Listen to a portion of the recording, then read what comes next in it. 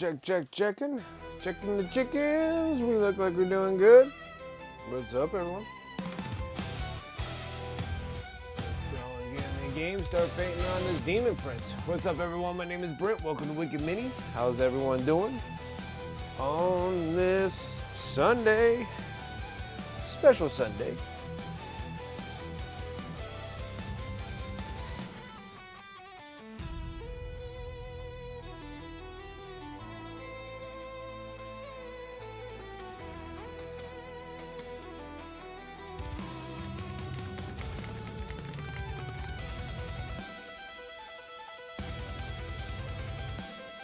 Magenta down. Need a little bit of dark magenta.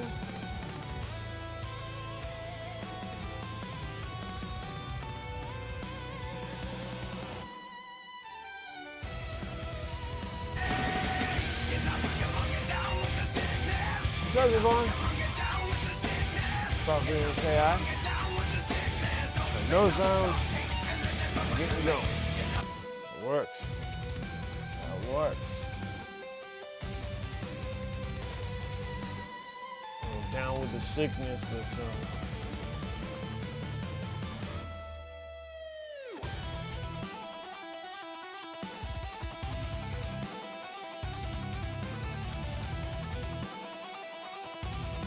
think I'm probably gonna have to boost this freaking miniature up a bit.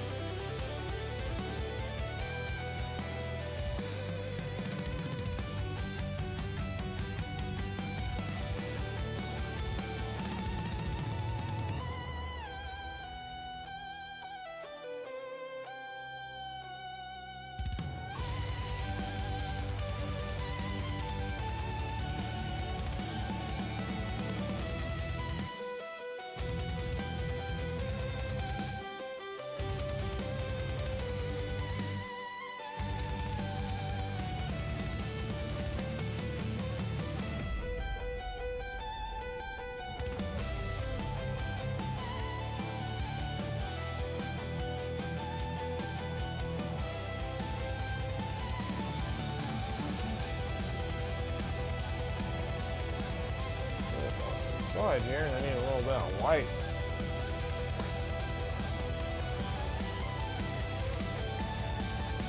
I need a touch of white or something. I need something.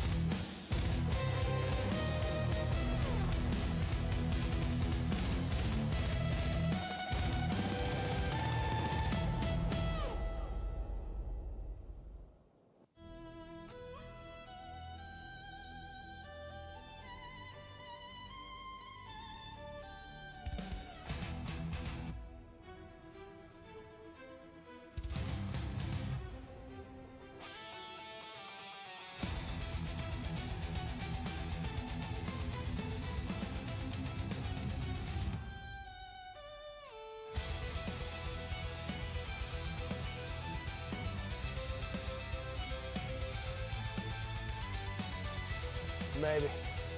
Maybe.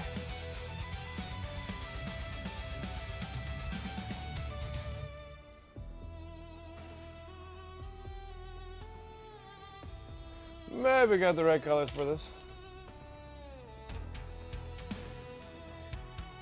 I mean, it's only been like 2 days and I still forget like my color.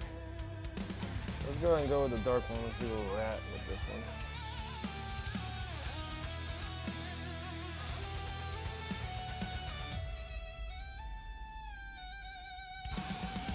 Yeah, looks like the proper color.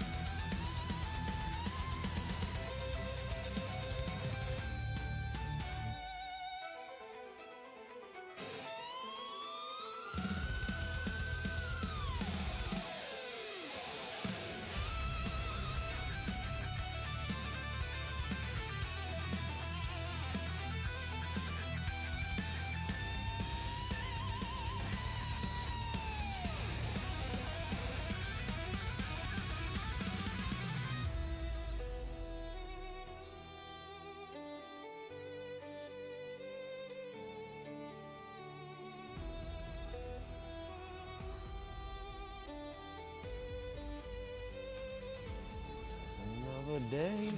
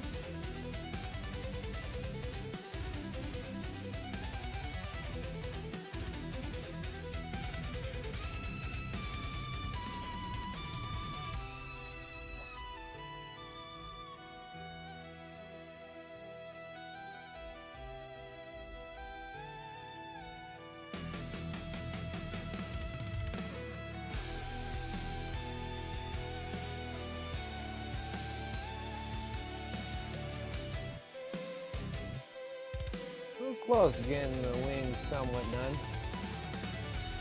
We got quite a bit of work on these guys. Got to figure out what I want to do for the internal parts, like the bone structures. Just working on all the webbing in between the wings right now.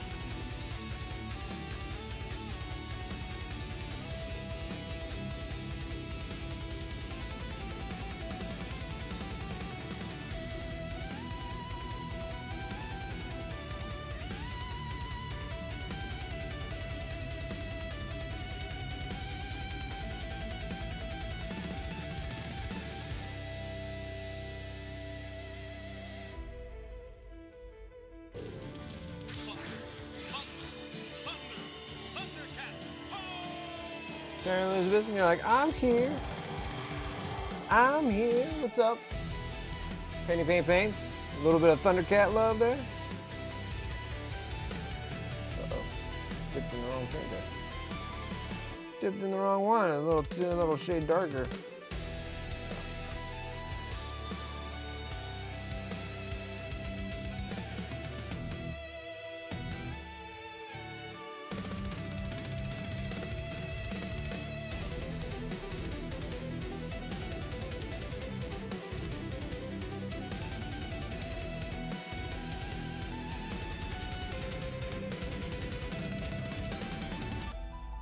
Do you know if Andy survived Opeth? I'm not sure. Not sure. I haven't heard from him. Don't want to but must. I hear you.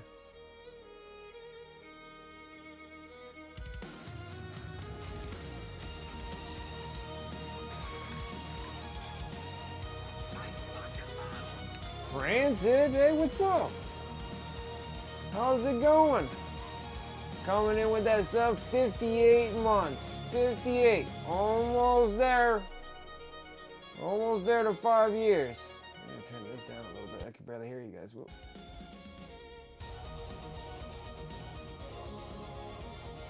How are things?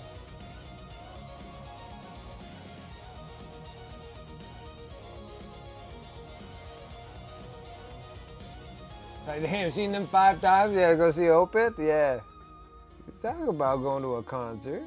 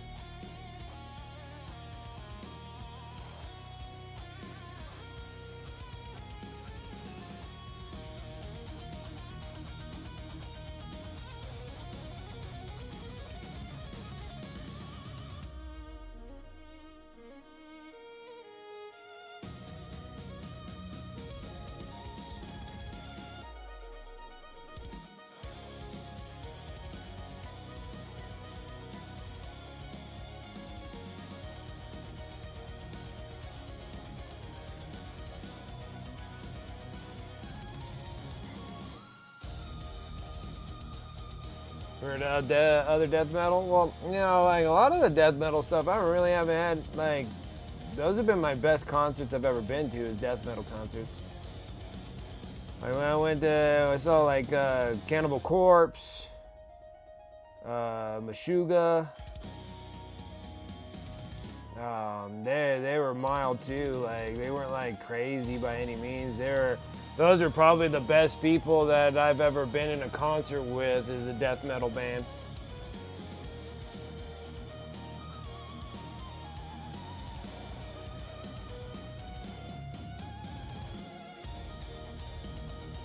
Yeah, like Cannibal Corpse a couple times.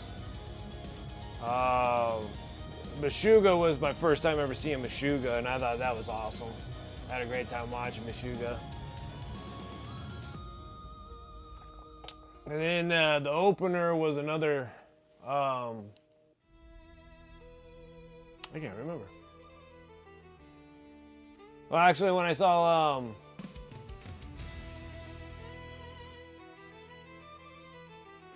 Killswitch Engage with Jesse Leach, which that was kind of cool because I seen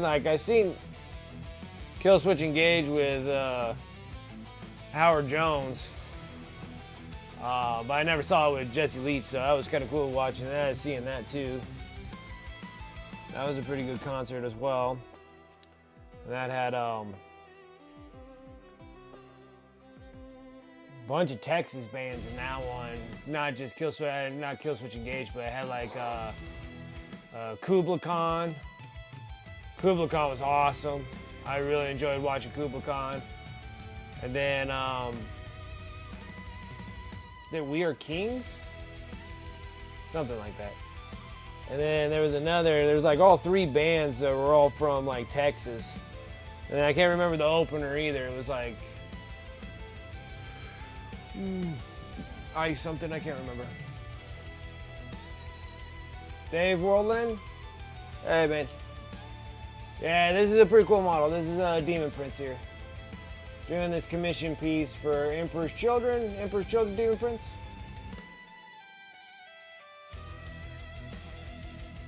So they're trying to get the wings saddled up.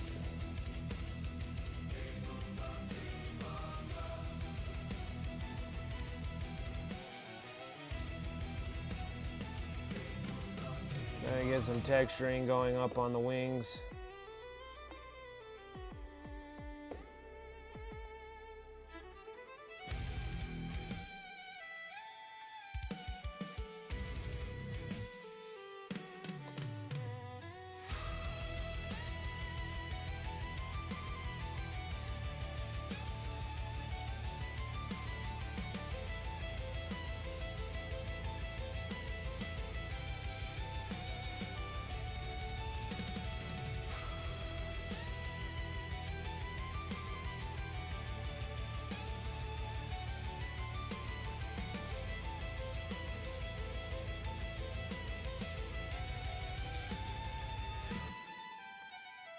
Yeah, so I've been to a handful of concerts. Now I'm like been taking breaks from concerts. There's been so many of them popping up through. I'm like, I'm done for now. I need to go to one of those big old shows, one of those big festival things. So then I can just like see them all there. Like the closest one to me would be like the Aftershock, Aftershock tour in Sacramento would be the one for me to get to. But again, I just haven't really been in the mood now. I kind of got maxed out. I can tell you like the worst people that I've been in a crowd with, and it would shock you. Like it shocked me because I couldn't believe how like crappy everybody was. Went to go see Modest Mouse. Like the worst people. Like they were almost not as bad as Limp Bizkit people. Like when I was going to the concert seeing Limp Bizkit, that was probably by far the worst. But I literally went to see Modest Mouse, and these people were just like, just so many of them were just like so crappy in the crowd. It was horrible. At No Negative, they're smoking crack. They were like the worst at Modest Mouse. I wouldn't expect so many people being so angrily violent at a Modest Mouse concert. I mean, that stuff is like the most like chillax kind of music you could possibly listen to, and then people are just like rude, inconsiderate, fighting. People on some like heavy drugs on that freaking Modest Mouse. It wasn't just people smoking greens or anything. It was terrible. Explodes. I appreciate the follow. Thank you, thank you. Thank you, thank you.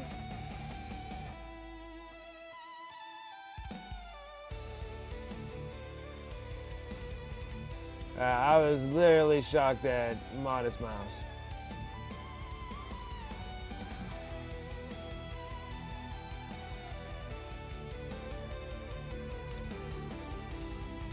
Hello.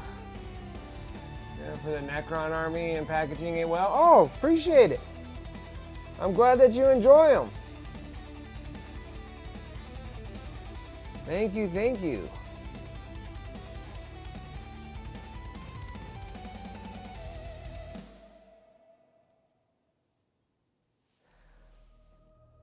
Yeah, I got like 7, like when it comes into eBay stuff, I normally post all my eBay things on Mondays. So I got 7 units.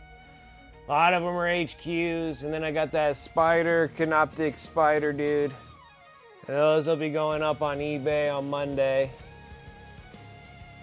And then I'm down to a couple guys here. Like there's 2 of them I'm gonna paint on stream. So we're gonna do the Scorpec Lord on stream. Once I'm done with my commissions, I gotta get this one done, the Demon Prince, and then I gotta get the Fulgrim done, and then afterwards I'll probably hammer these guys out, get the Scorpec Destroyer done, or Scorpec Lord, something like that, and then we'll paint the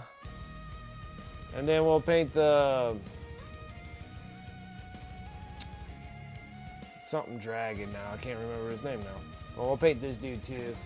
The Void Dragon. There we go. Void Dragon. Paint the Void Dragon on stream as well. Then I got a couple Necrons that'll be up here on Twitch and on YouTube as well of how I painted these dudes. So these will be a lot of fun too to get these guys done. Then after that, we'll probably do a little bit, because I got like a little bit of Death Guard. I almost got like, I thought I got all my Death Guard all done.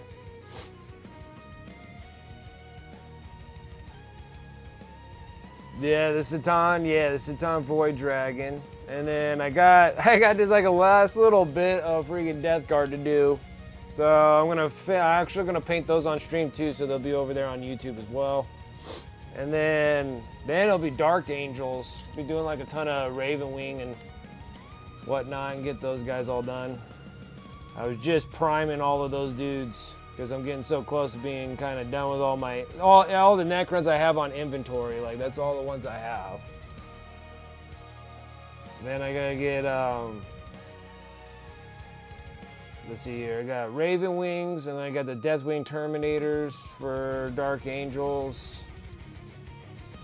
I got like 9 bikes of Raven Wing, and then I got 2 Raven Wing Talons.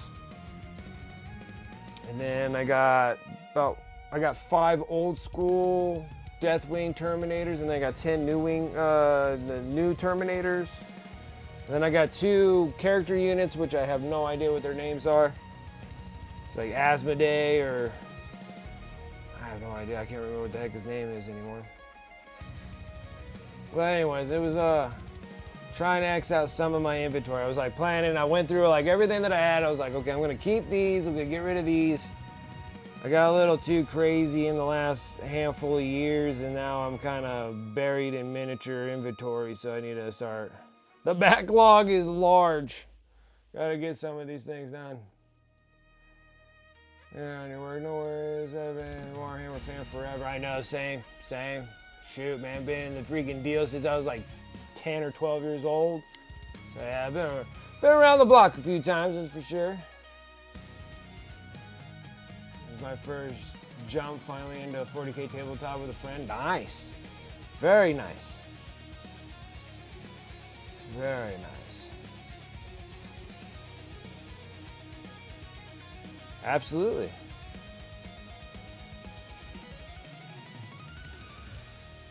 Absolutely. Gotta get an army up together.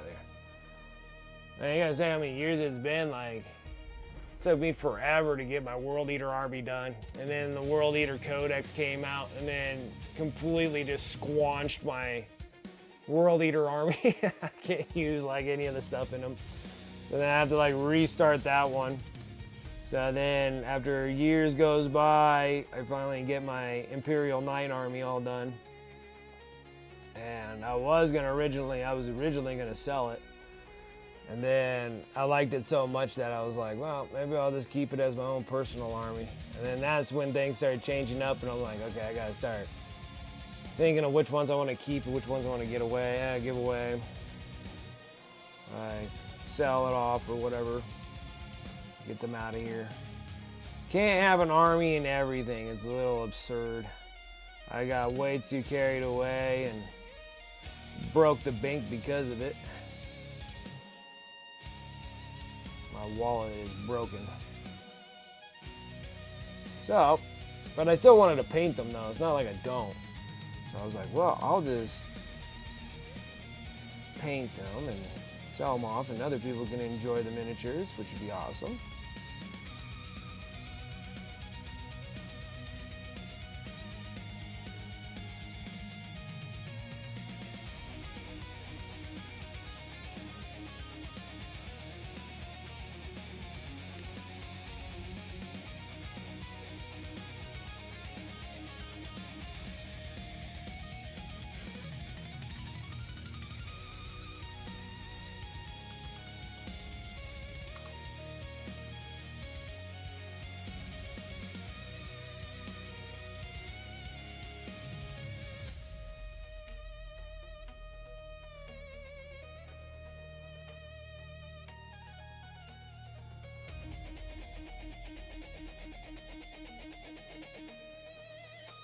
So yeah, I read a bit about those changes. Sucks when you put so much work and then they nerf something and change it. Well, that one there, it's like they just completely changed the army like in its entirety.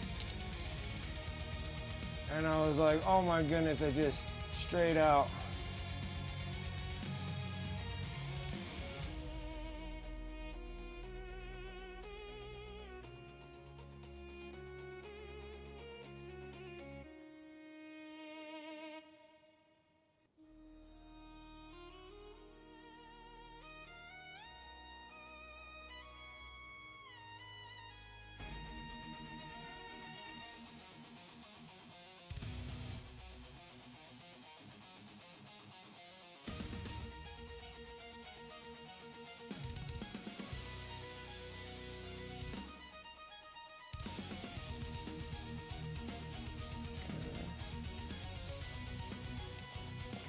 Yeah, and most people only have just like one army.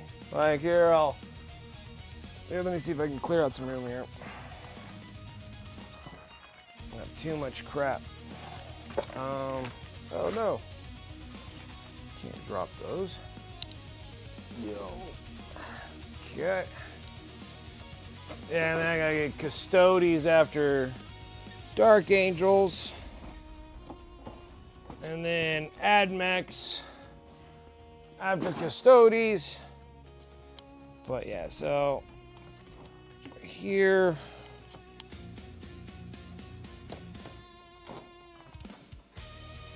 Perfect. So yeah, so I did all my Imperial Knights, and I was gonna originally sell them all. And then decided to start keeping them. I like them so much. This is my Canis Rex.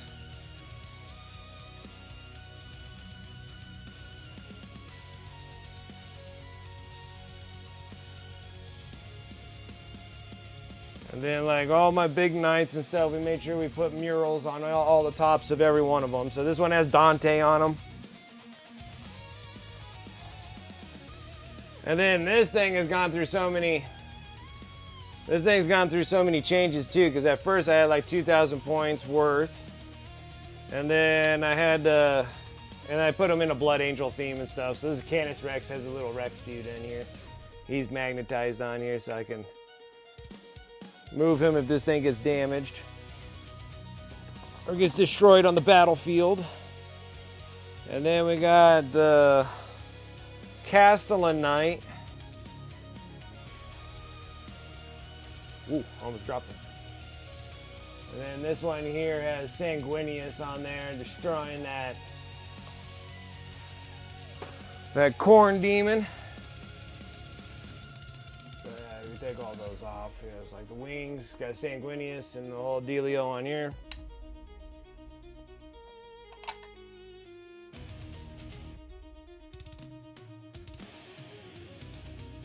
That was a lot of fun. I really enjoyed painting the Knights. They were one of my favorites. And then, of course, I did all the little, I'll correct my things, armigers. But I have a bazillion of these dudes. And they all have the little shields or what have you on the top here. And I painted each one of them differently. And so then I was trying to, then I thought I had enough with just those 2 Knights. And then I had 6 armigers. And then they changed the pointage on them, so I needed more of them.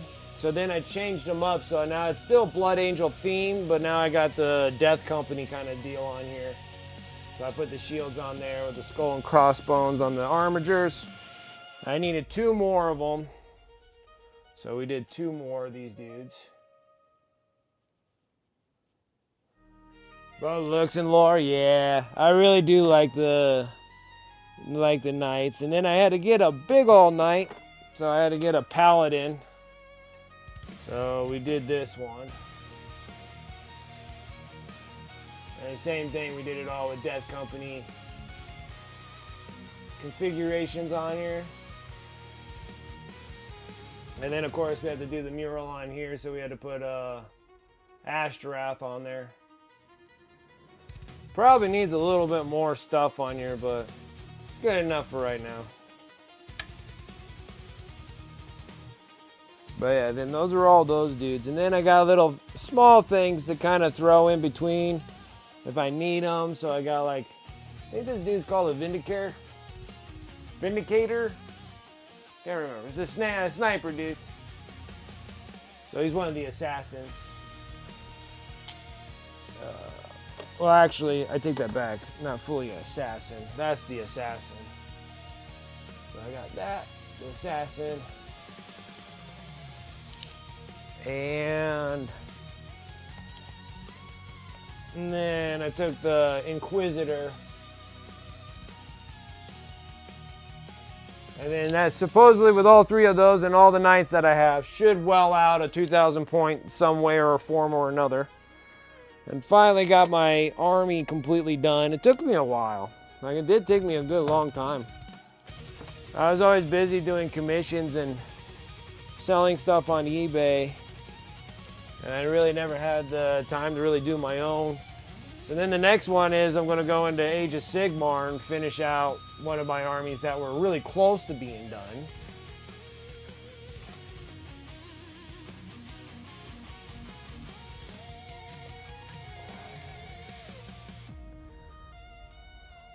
And then I was gonna do the Night Haunts, so I was been working on the Night Haunts like crazy, and that's a crazy color scheme I have on the Night Haunts. They're a bunch of all sorts of weird ghosts. But I'm gonna try to finish those up after I got a little bit of free time on the streams and paint more Age of Sigmar things, because I do got a lot of them, and they're really awesome models too. I can't go wrong with them, and I really like the Night Haunts.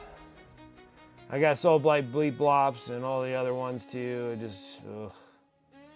Eventually I'll be done. Time I'm done, I'll probably be dead by then.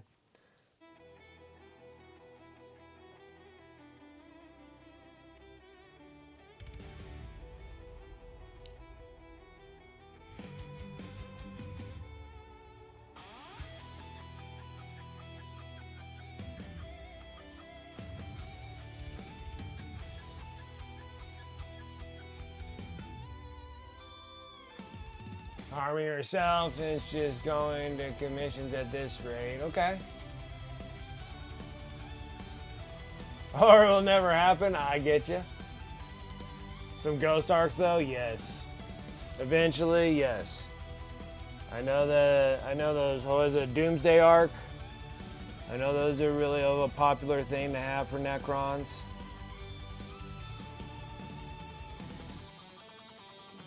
I had 2 of my original army that I had, and I sold it a few years ago. I don't know if I can bring it up. Let's see.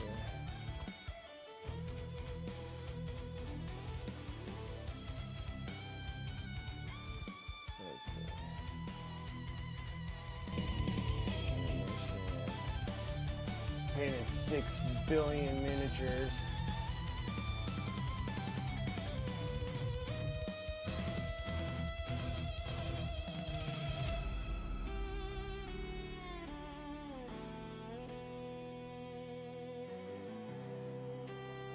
Let's see. Where did I do it?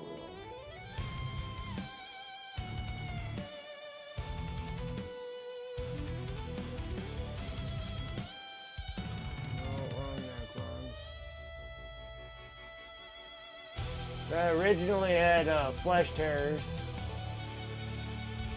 because that was my Flesh Terror army right there. For all my Blood Angels, and then I sold them because I didn't really want them anymore.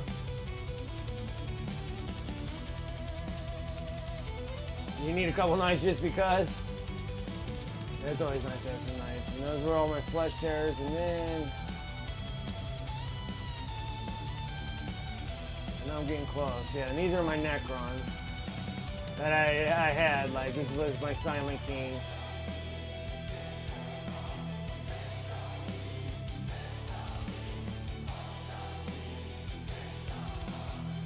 I painted that like 4 years ago or so. There it is. And then I have my full 2,000 points right there. Played them a couple times, and then I sold the whole thing.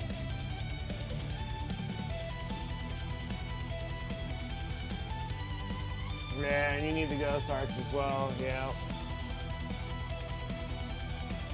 That would complete it, yeah. Silent King takes up quite a bit of points, so Silent King and some like Doomsday Arcs or whatever should wrap up everything that you have there. What's up, Darth Rosie? How you doing?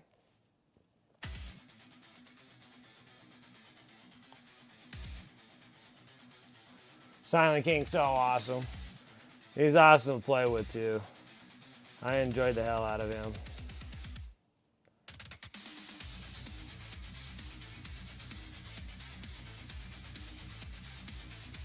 All right, finally got all the internal wing parts. That was a pain.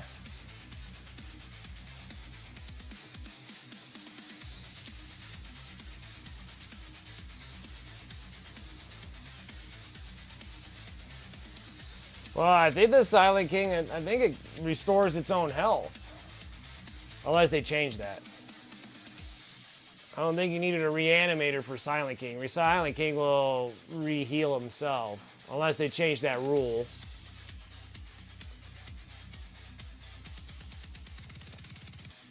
What's up, Smoke Eater? Oh, it's going. We're sitting there going, working on this Emperor's Children Demon Prince. He's cool as hell. We just finished that Rat Prince for the end of the month giveaway.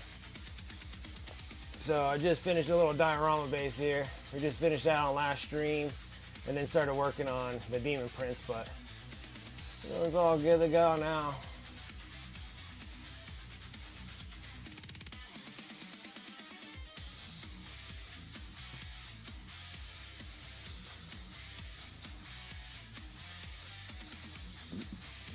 All right, now we can kind of do relatively the easier parts here.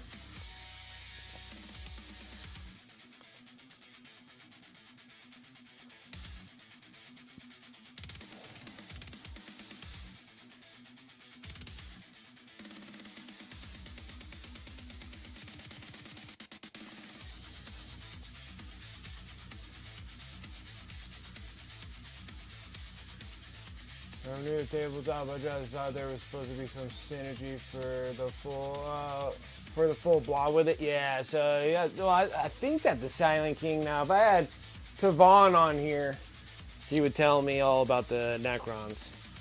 Because I think like eventually down the road, I was supposed to do his Silent King and something else. And I'm going to commission that out, but instead I was doing his Salamanders. And then I got Sarah Elizabeth's Emperor's Children stuff to do, so that's fine.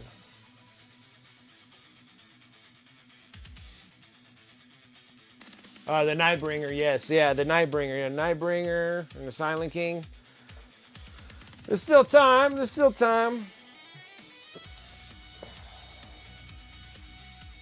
But it's about 8 months ago. Yeah, so I'm like, if it doesn't do it now, I'm not. Then they changed it from when I was playing them. You gotta say I did my army like years ago, so that's where that ended up.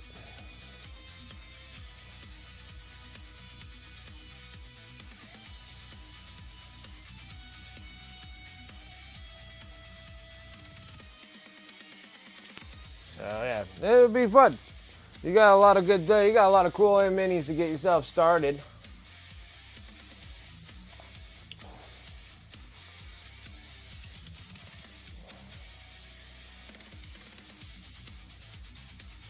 Let's see. Let's go and do all these little difficult part on this part of the wing here.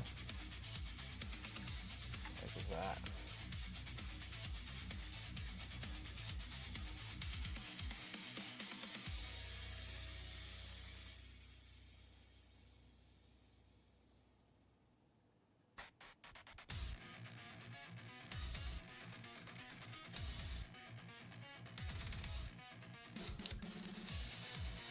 What's up, antifreeze?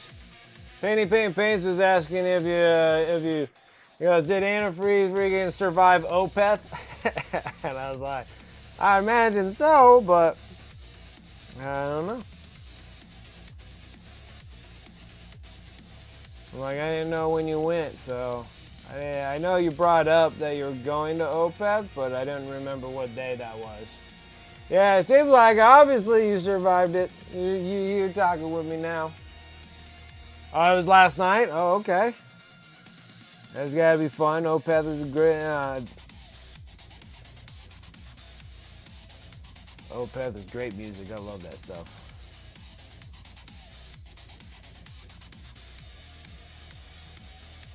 Anyway.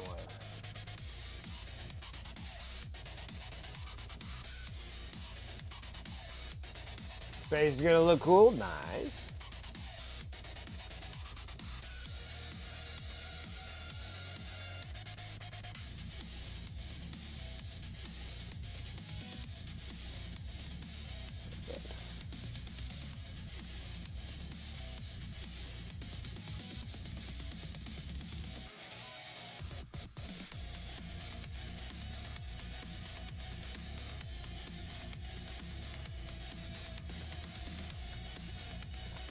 Yeah, I was priming so much yesterday, I thought I was gonna die. I was in there, I was like, man, it was so much priming I was doing. I primed like all the Death Guard stuff, or not Death Guard, Deathwing, Dark Angels, sorry. Dark Angel stuff, which actually wasn't like a whole lot, but it felt like I was priming forever.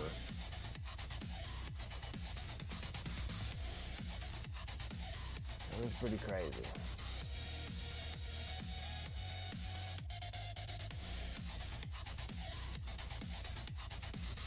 Took forever to get the fluorescent red. It takes a while. Like when you saw me doing the salamanders, dude, it took me forever to like how many layers of freaking orange I had to put on to get coverage on those salamanders. Yeah, it took like 4 coats just to get a nice solid orange on there. That stuff is so transparent.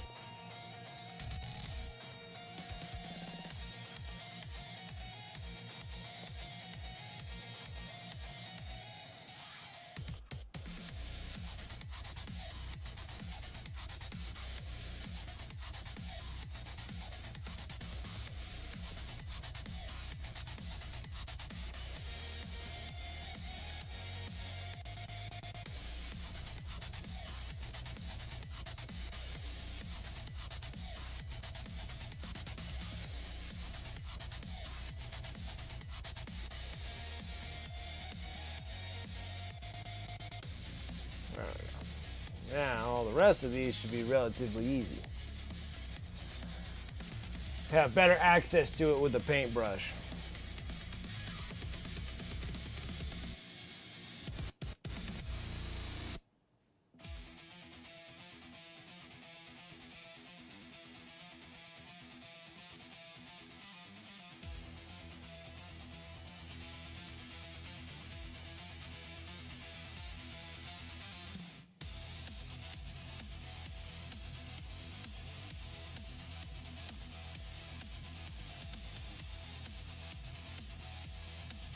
And now for some lunch, absolutely. So thanks again for the minis. Oh, thank you. I appreciate that you like the miniatures, and also thank you. I do appreciate the support, man. So thank you. I'm glad that you enjoy them.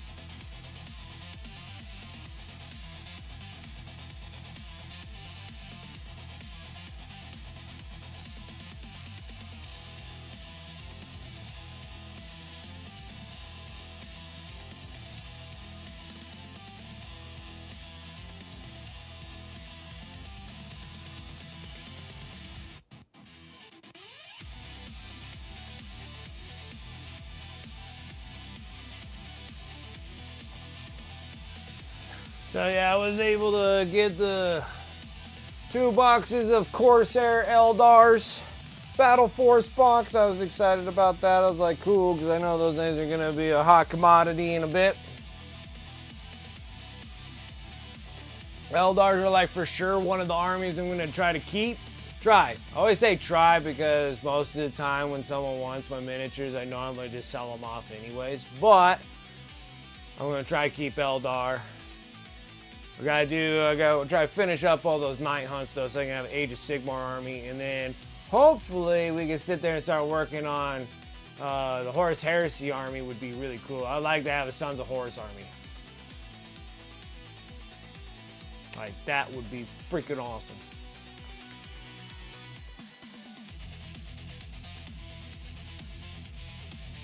And I'm gonna try to keep Gene Stealers. DKOK, like 100%, keep my DKOK, and the Sisters of Battle. And definitely doing a Red Corsairs army and World Eaters, and up and down about Thousand Suns. But I may or may not keep my Thousand Suns, but we'll see when we get that far. That just saying just that much stuff right there is like literally like 4 years worth of work. Just talking about that. But I think things will start getting a little bit somewhat. I'm lying. I lied to all of you. I'm like, it'll get a little easier once I'm done with all these miniatures I put on eBay. Nah. Because I got so many of those dudes that need to go on there. That's it's a bit much. Like, I'm just lying to you guys. It's all a facade. It's just swapping stories. Just swapping stories.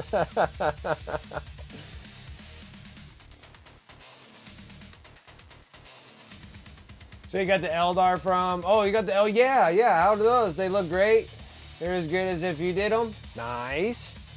Nice. Then it was worth it.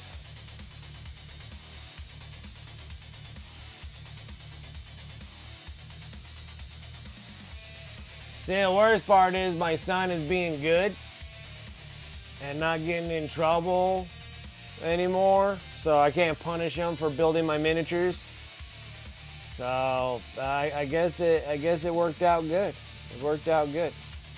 It sucks for me though, but it works good for him. That was some serious disciplinary actions. Corrected him pretty fast.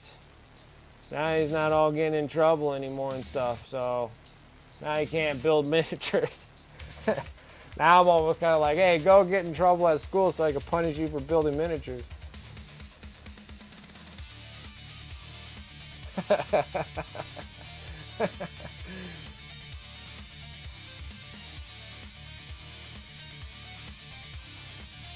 Got an Age of Sigmar model to send me? Alright.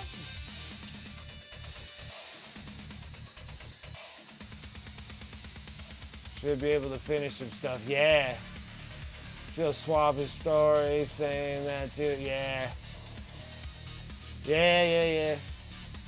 Yeah, it's like, Armand, go get in trouble so I can punish you for building miniatures. And even still, I punish him by building miniatures, but then I still pay him in the outrun. You know. At first I thought I was like almost rewarding him because I'm like, I was punishing him building miniatures. But building miniatures, like to me, they're a pain. Like I hate building miniatures. And so I was always kind of giving him a little, you know, benefit of the doubt. I'm like, he did build a lot of miniatures for me on the times that he was getting in trouble all the time. And then I started paying him for all the miniatures that he's built. And then now he's starting to get that Pokemon itch again and wants Pokemon cards. And I'm like, well, you better start building some more miniatures, boy.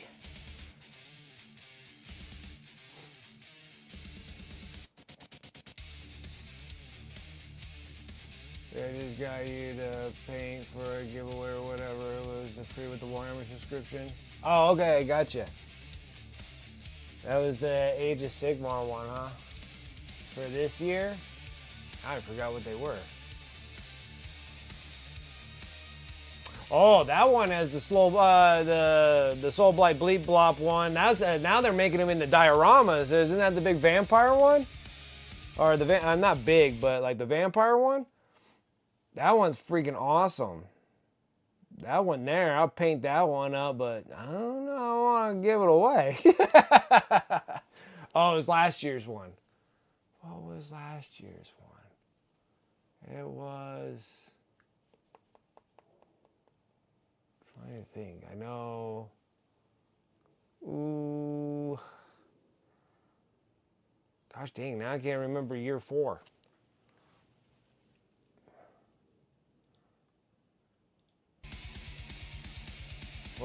What was year 4's?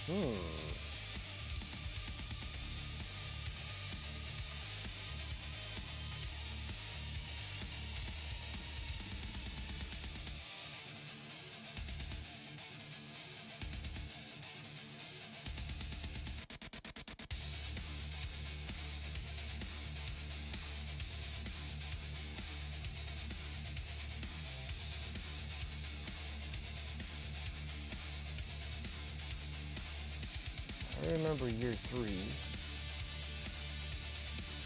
So that was the other vampire. That was year 3. I'm trying to think what the heck was year 4.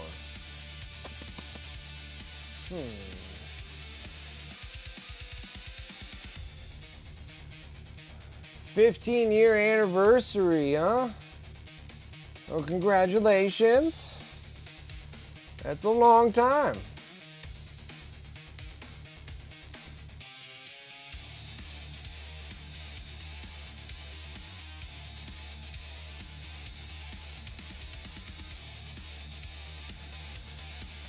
$15 years.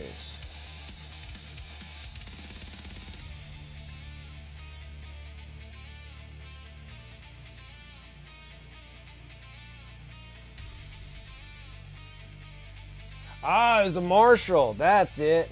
That's it. Yeah, the Marshall. I forgot about the Marshall for the Cities of Sigmar guy. Nice.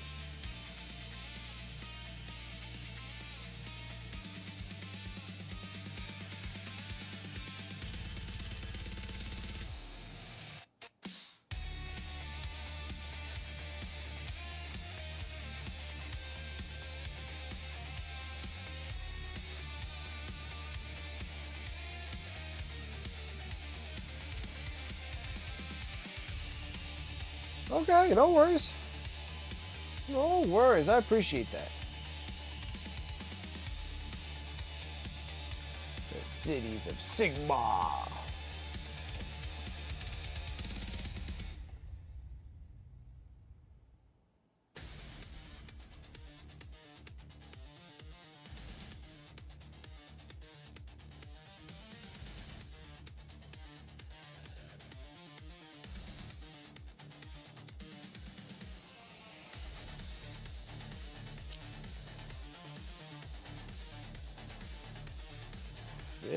$15 years.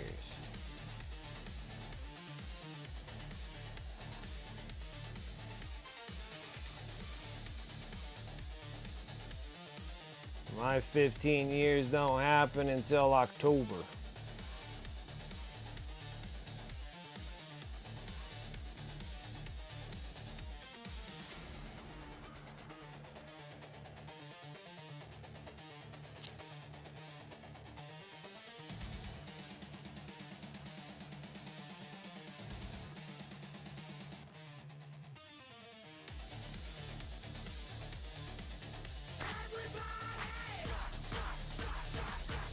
Oh, no problems on here. What's up, Series?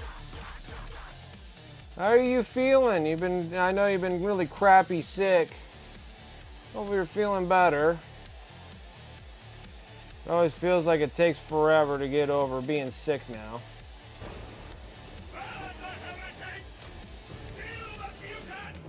RS Blunden, I appreciate the follow, thank you. How's it going? Still all messed up, huh? I swear, it's like the older we get, dude, getting sick is just like almost like detrimental. You're just like, oh my gosh. It takes way too long to recover. Before you could take like 3 shots and eat a Snickers and 3 shots and a power drink and you get over a cold, you know? Now it's like, I'm gonna die. Every day. Takes like freaking 1 week to recover and another week just to get your energy levels back. You know, it's terrible. Takes like 2-week recovery. Before it used to be like a day.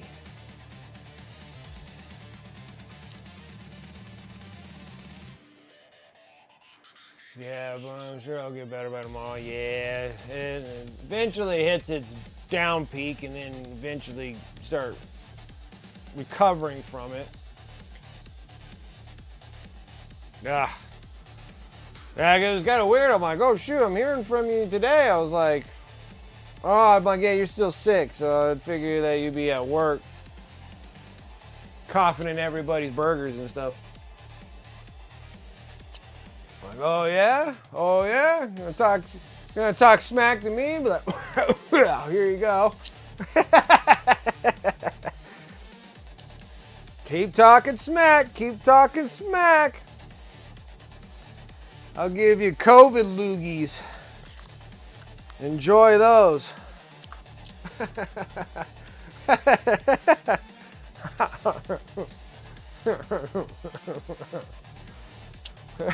was floating in my drink. It's a little bit of Bailey's.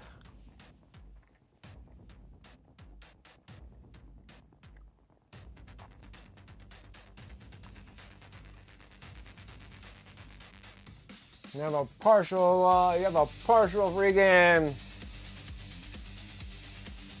Irish car bomb in there.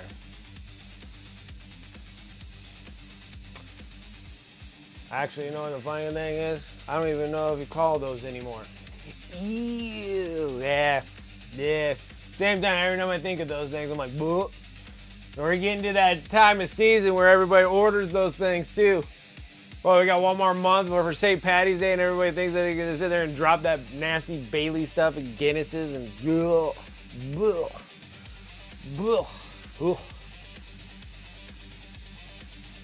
Either give me the Baileys or give me the Guinness, but don't mix both of them together. That's so nasty, that curdling grossness and that, ugh.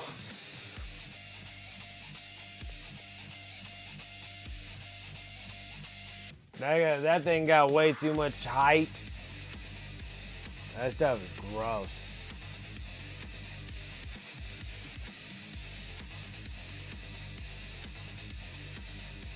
I'm like, I'd rather just drink the Guinness. Or just drink the Baileys. But I really don't like Baileys though that much either.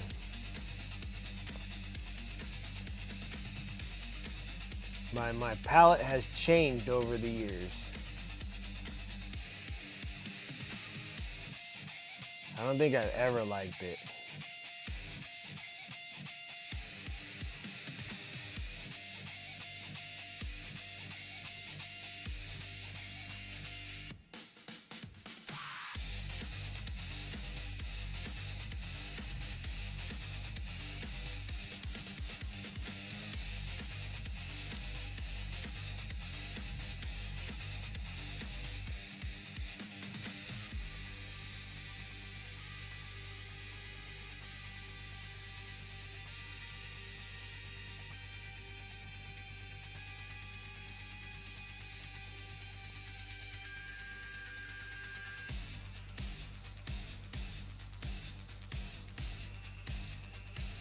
Oh my God.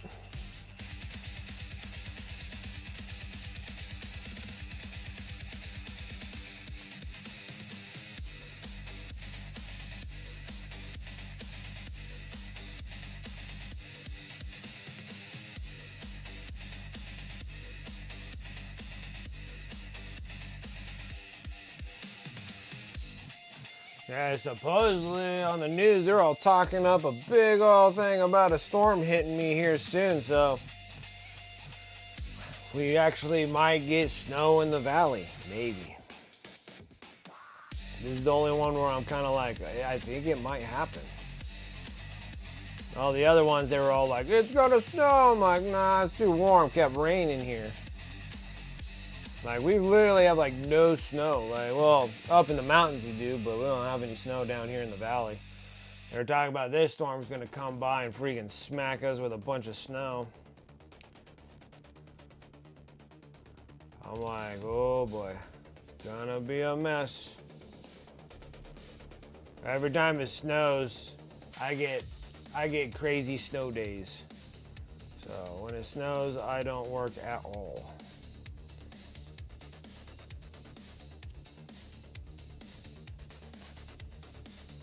Yeah, we normally do get snow every year. It was very strange, Rosie. Like, it literally came up, and all the storms that we got, like the real cold ones that come from that like Bering Sea area, just went like, normally it swoops down and hits us. Like that cold north comes down, like from you guys comes down, and we get that real cold front coming, and then the snow, and then the clouds come over, and it always hits us, right?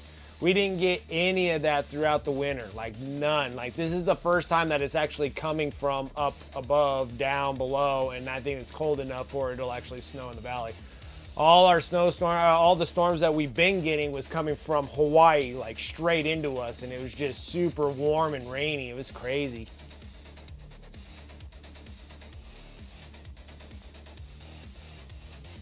Brush on most of the base purple and pinks. Yes, I did. I did. So I airbrushed it all with royal purple. Then I mix royal purple and dark magenta. Then I hit it again, and then I put a regular magenta into this because this is instructed that we're doing lots of pinks. So we're doing purple to pinks on this for all the flesh. And then the panels and everything else will be done with that bright pink, like that magenta going into pink for all the panels. And then we've got the Emperor's Children in the bag here. But yeah, most of them airbrush. It's a lot of surface coverage, so that's why I like airbrushing when I got massive amount of coverage. Keeps it so I don't have to roll with the big brushes. Like technically, I don't even think I got a couple big brushes I guess I could use for surface coverage.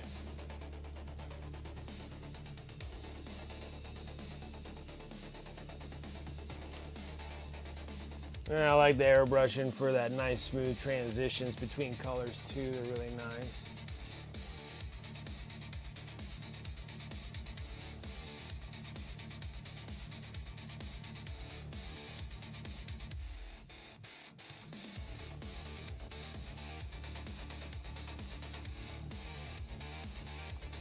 And also time is money too. I need to get these things done. This one, here's a commission. We're gonna be doing fulcrum afterwards.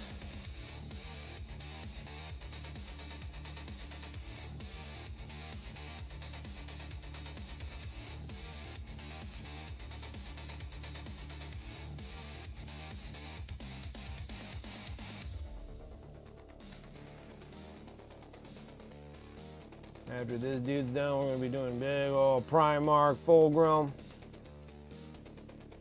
I love my Primarks, and they take some serious time, so we're gonna have to try to hit that properly, which I think I might make fulcrum a little bit more. We'll have like this kind of a pinkish, purplish look on the bottom part of the snake part of fulcrum, but I think we're gonna go up like really hard up with the magentas because all his armor panels are all gonna be gold anyways. So this one here, we can do the purple with the partial magenta, but go into the harder pinks on the panels here because he actually has actual defined panels to make them like that. Yeah, so fulcrum's gonna be a lot of fun. When it comes to Primarks, for some reason in my mind it's just like I gotta do justice on those things. Mortarion looked really awesome when I got Mortarion done. I really like Mortarion.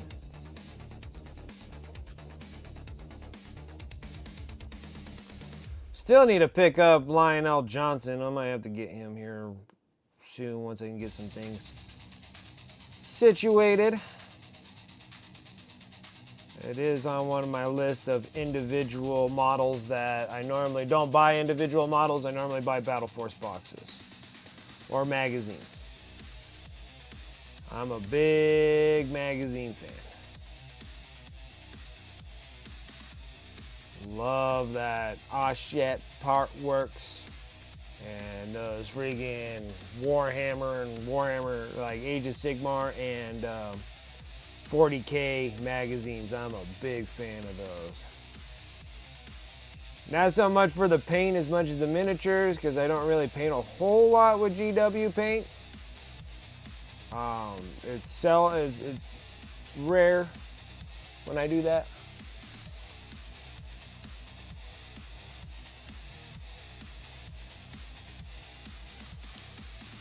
With time.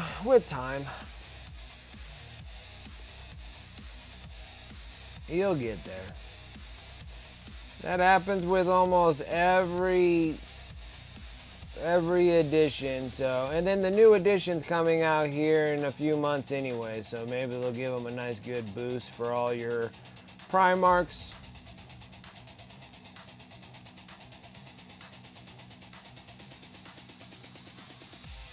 They're just with time. They get their moment to shine every once in a while.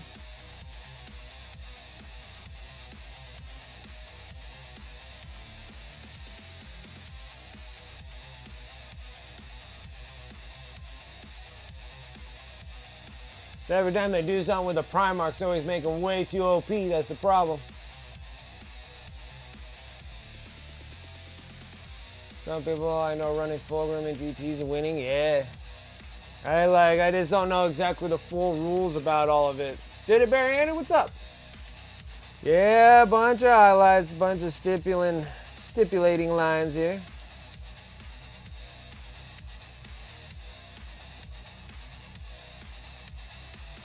There's some texture on these wings.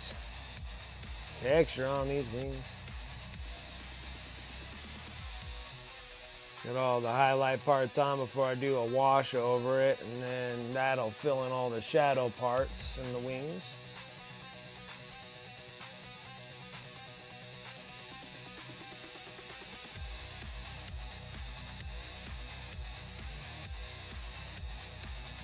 We got 2 more panels left on the wings, and I'm finally done with all this stippling. We got to go back to the wings anyways. We're going to go one more brighter in, but we're not going to be doing these line works in here.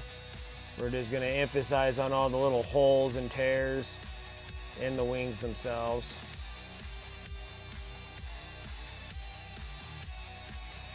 June, July, yep, that's what I was thinking too. I was thinking that would come out in June.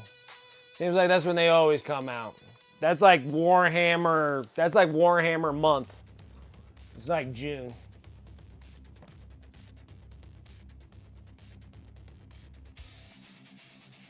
It's like that great. You find to work with? Nah, it's not bad. Not bad.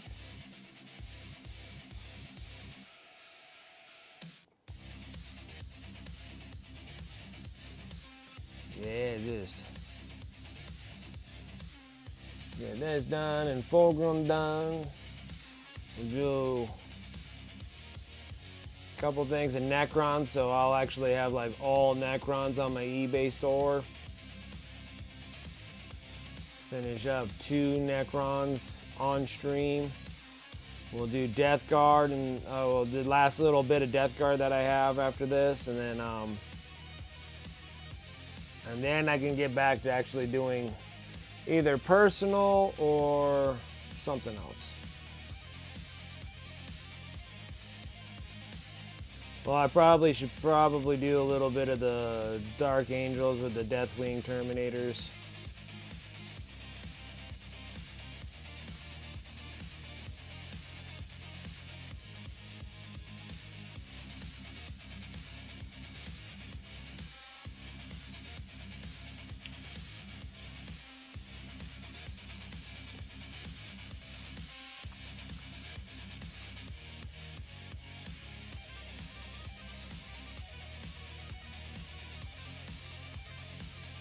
Yeah, pink goes well.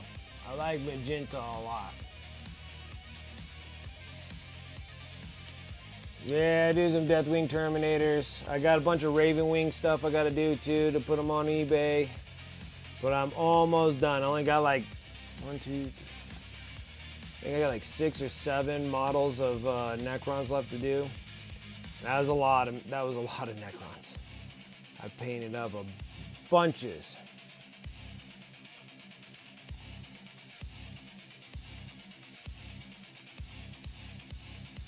And then that'll be a whole like army faction completely out of my house. It's gonna be nice.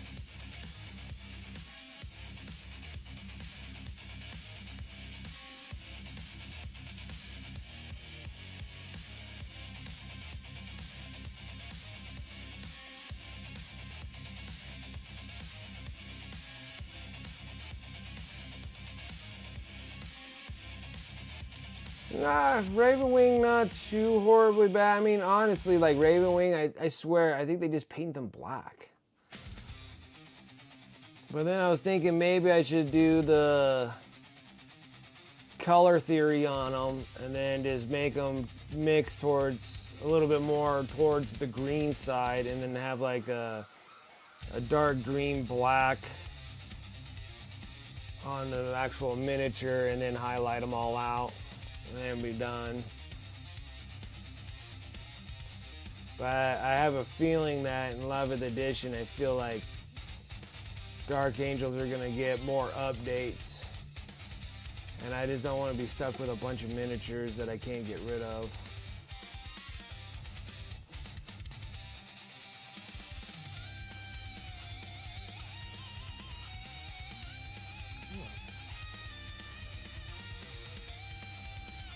Yeah, the big giant flag that the bike dude's got. The one that's like they're like apothecary and stuff like that. He has like this ginormous like banner flag that he has.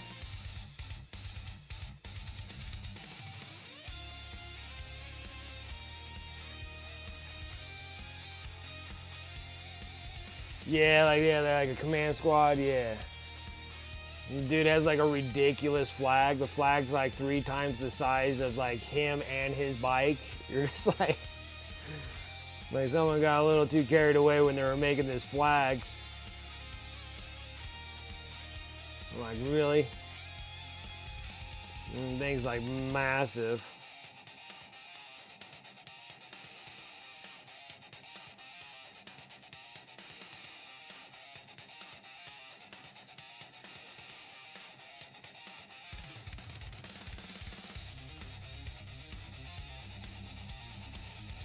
But it would be nice getting those guys done. And then once they're done, then we'll work on some Custodes. Because I think I got like 40 miniatures of like, around 40 miniatures of Custodes. And we'll finish those guys up. And gals, because I got the Custodes with the silent sisters. Sisters of Silence. There you go. I knew it was gonna pop in my head. Or I think they just call them witches. Those witches.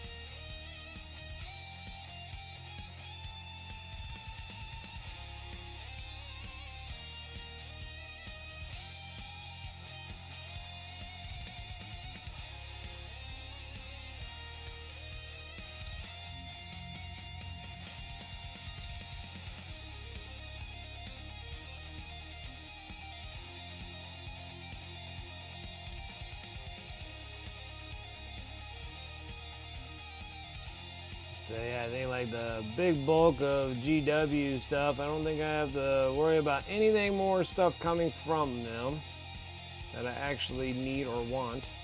So it gives me a little bit of a moment there to try to like catch up, get things done.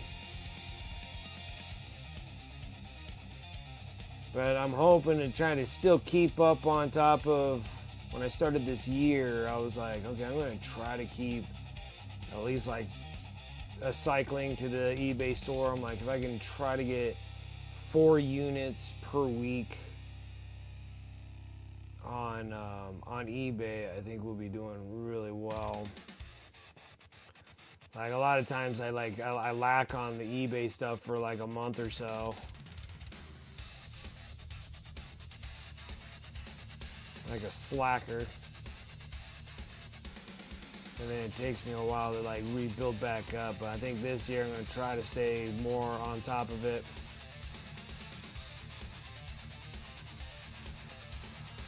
All right. Oh, I missed one thing. I missed a panel. What's wrong with me? Goodness grief. Wings, I tell ya. Wings, I tell ya. They're so detailed. They're wonderful wings. I do like them.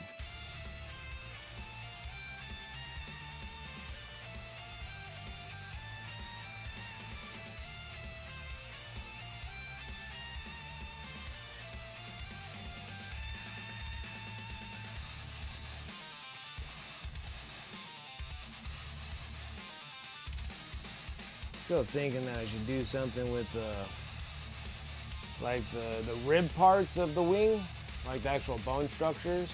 I don't know if I still want to keep them like that kind of purple or go even darker.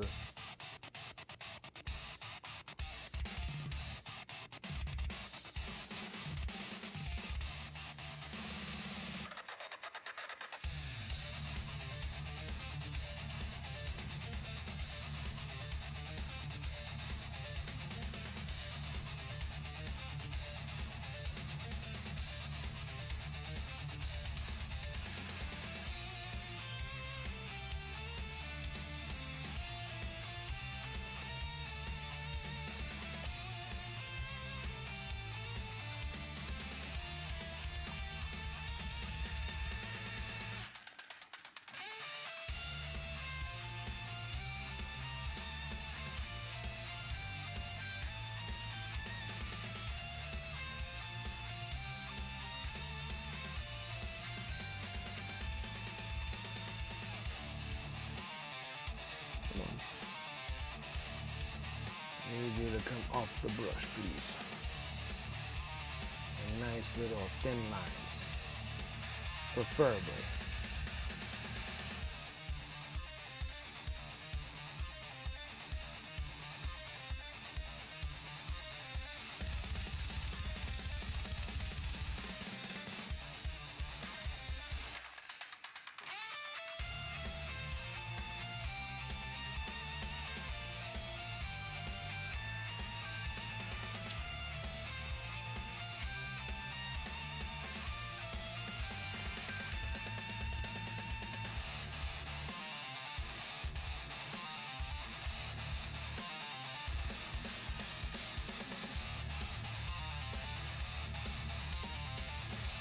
Go. Yeah, because I feel like if I make the bone structures of the wings more defined, I think it'll look better. But it doesn't look terrible as is. Because the brightening of the wings kind of makes those bone structures dark anyways. Maybe we can just kind of roll with it. And then the top part there, though, they got like scales on here, so you might have to, we'll change those up a bit. While we're doing like the bone spikes on the end of the tips here, we'll do the little structure pieces here. Okay. Anyways, let's, I was gonna go up one more bright color on this.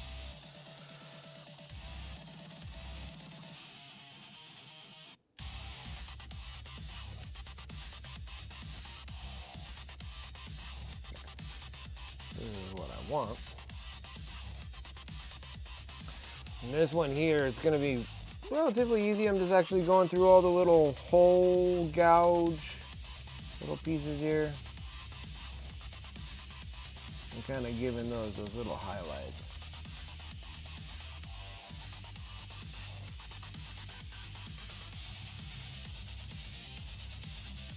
Like little postural holes.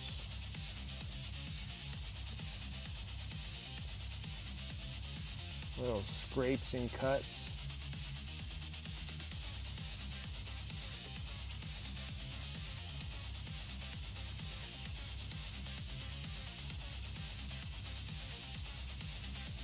Maybe we should just edge these.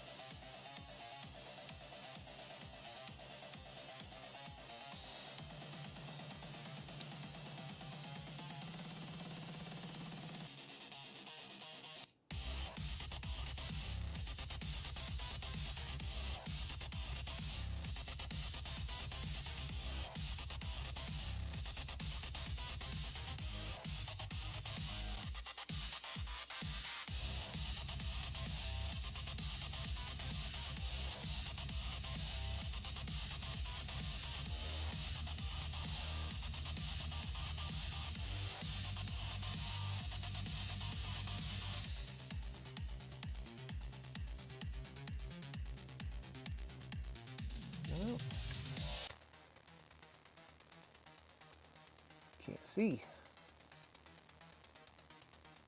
Freaking arms being in my way. I know how it is. I want to drop to a smaller brush. These things are getting a little tough here. I'm going to go to a 0.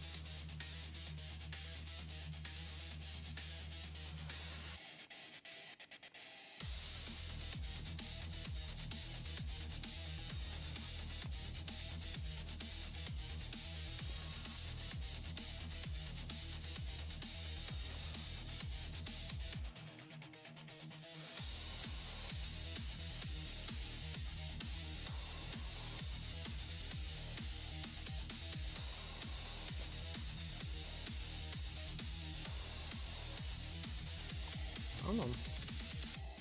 Get this going.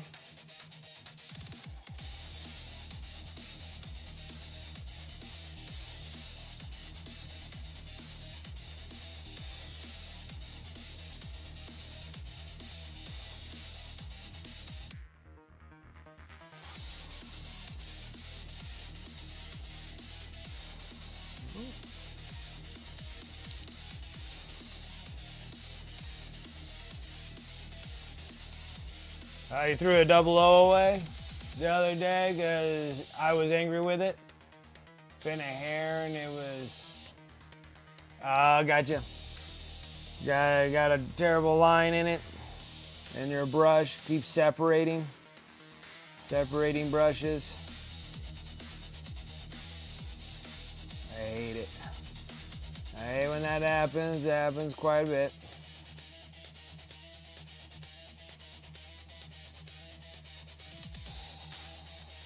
I destroy so many brushes, it's like, and it's my fault. Like, I should probably tend to my brushes a little bit better.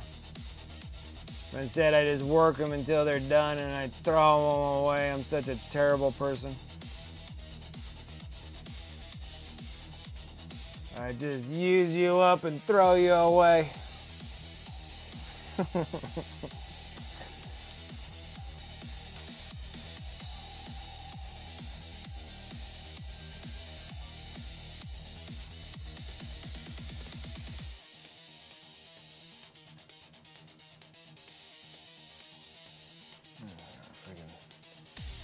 Pink chunk there.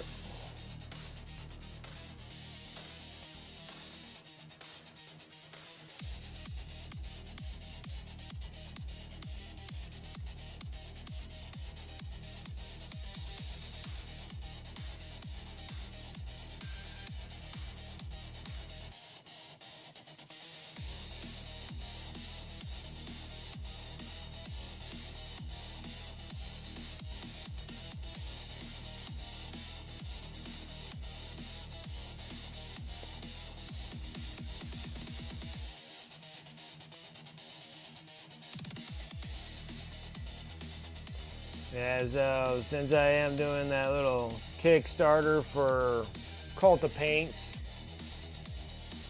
which I'm up and down about it, but then I had to do the pledge manager and stuff from them, and so I had some add-ons from it, and so I added on the brush set,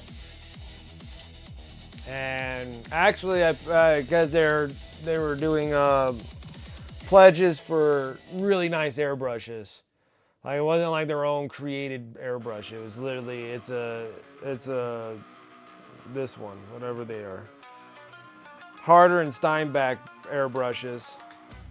So I was like, you know what?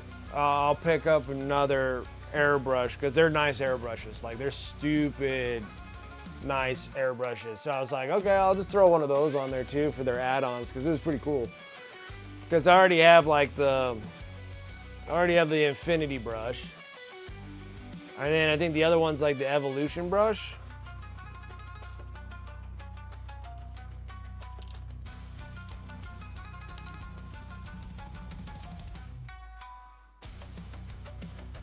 So, yeah.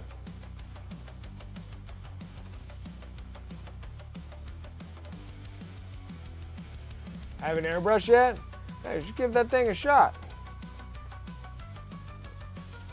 I have some Master Airbrush too. I got a pistol one that I use, a pistol grip one, and that's where I shoot all my varnish and primer with.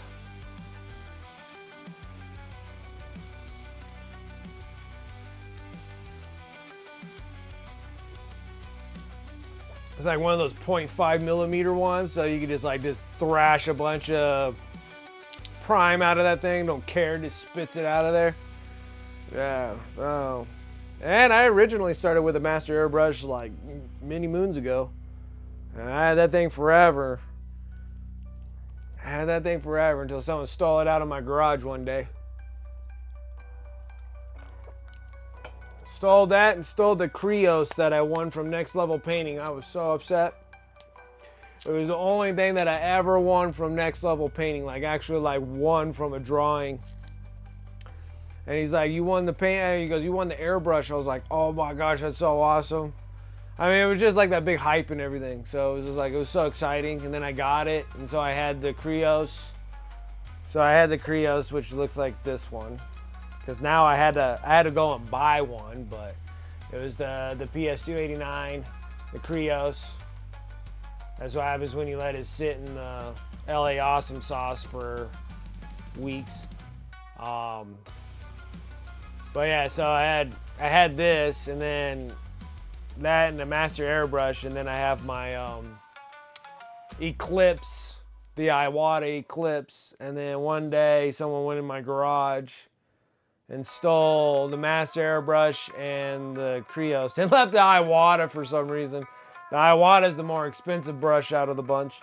And they left that one, but they grabbed those other two and ran off with them. I was really upset because I was like, man, I won that from Next Level Painting and now I don't have it no more. It's in some freaking pawn shop that some crackhead came over and got in my garage when my garage door was open and stole them. Because I was originally airbrushing in my garage.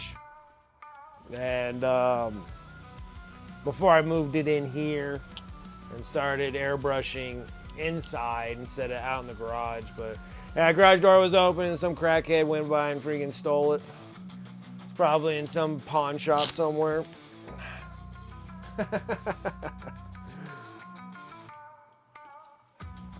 But anyway, so since then, still have the Iwata, still have the Krios. They still work great. Replaced a bunch of, after about 4 years, I replaced pretty much all the parts out of the Krios and the Iwata. New needle tip, stuff like that. And then I got the Harder and Steinbeck airbrush recently, and got the Grimaldis one because I like Angel Grimaldis. That was his design on this thing. That's why it looks so cool. Looks like a candy cane. And then so now with the Cult of Paints, they had an add-on. And I was like, well, I'll throw on another Harder and Steinbeck airbrush because I'm like, that's awesome. So I would do that. And got another, so I ordered another one of those brushes, and then I have like a brush set, like actual brush sets from Cult of Paints. And so we'll see whenever they get. I think that's like a year away before I'll receive any of those things. So that's the thing about those Kickstarters. You have to do them now and forget about them. I still haven't even received my Mindworks Studios stuff yet.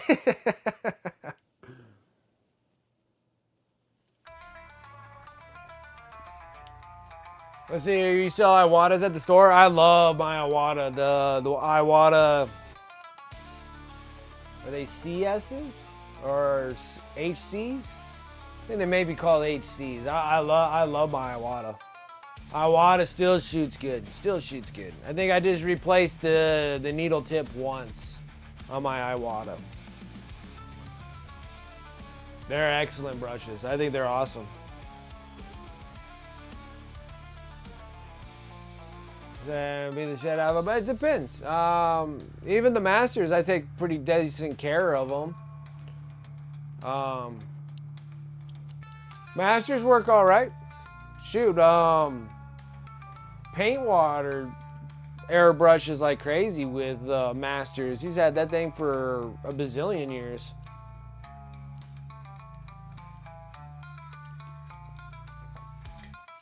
But the Iwata does have a really nice trigger pull though on it. It does have a smooth trigger pull.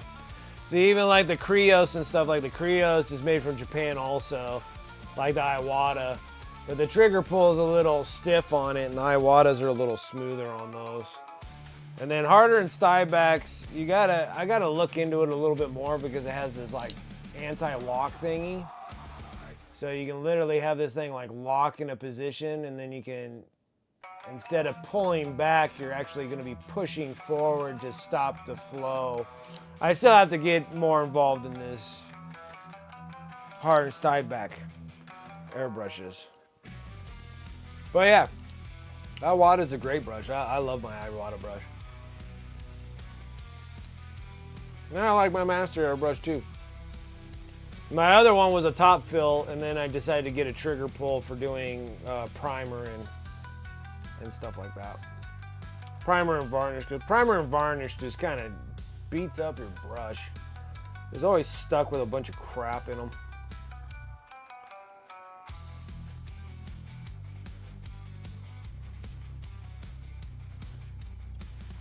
So I got like a pistol grip for like 20 bucks, $25.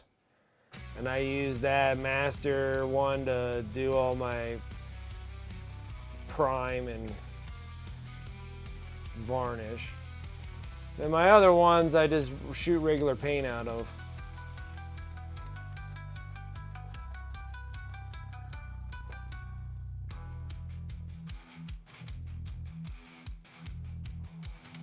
But yeah, I've had my Iwata for like 5 years.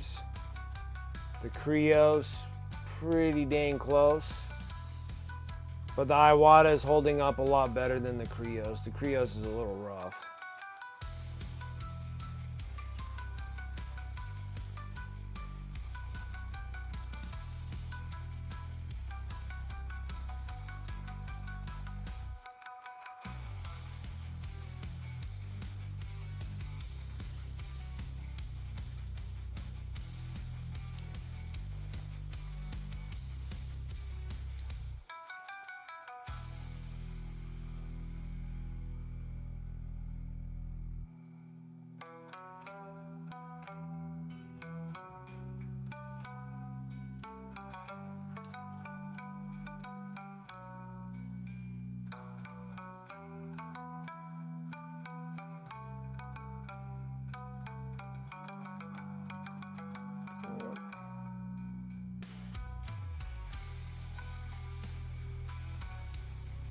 I'm missing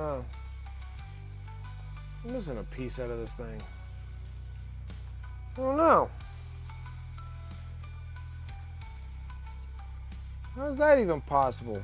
It was originally there.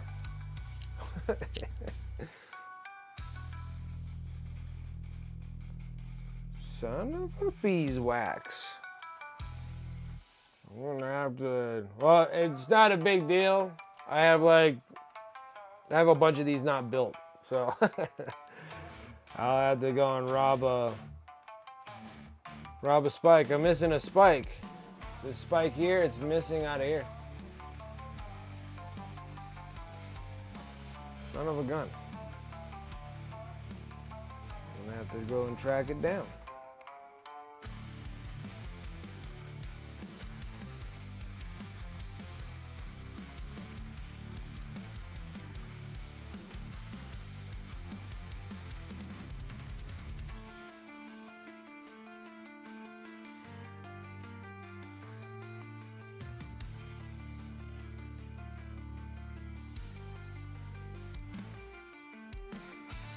It's annoying.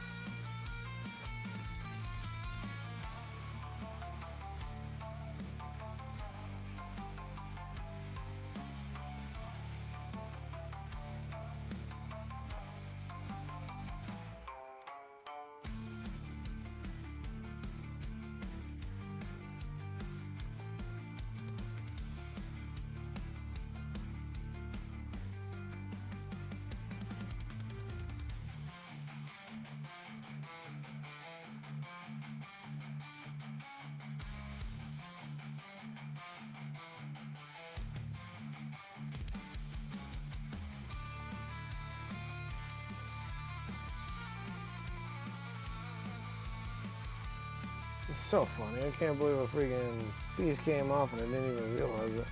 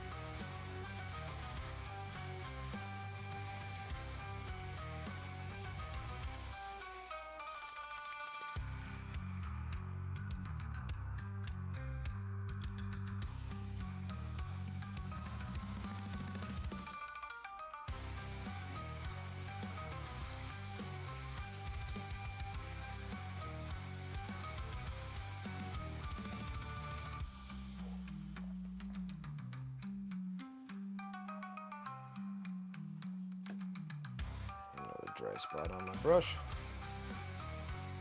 Oh. Why? Don't know. It does love drying right on the tip.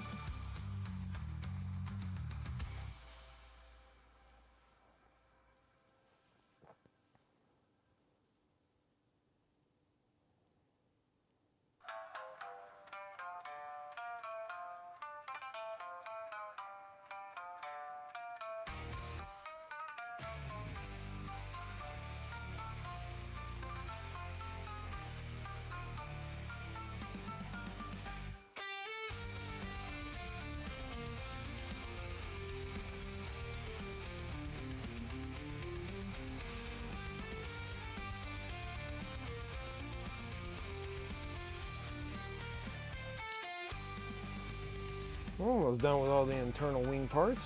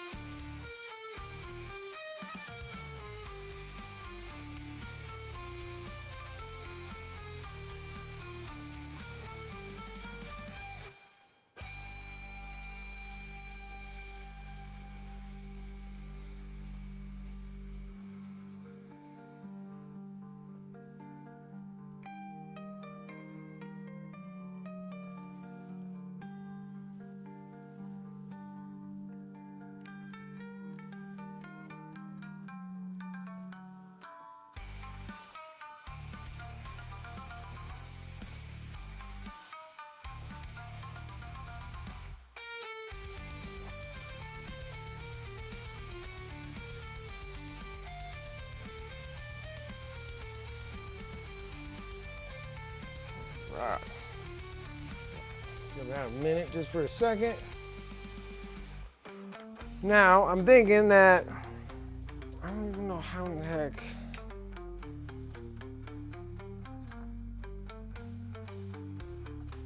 That's all the fulcrum pieces. It's not in there.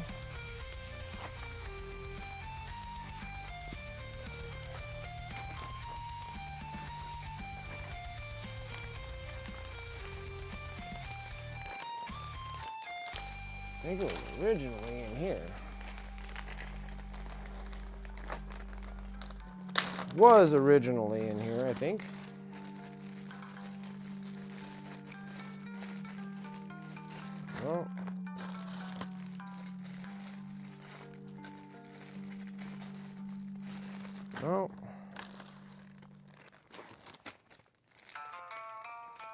Huh.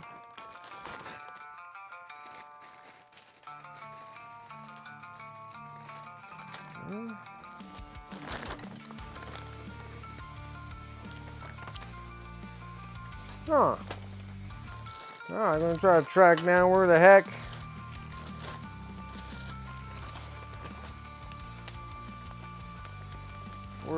did that freaking bit go? Oh, that's like trying to find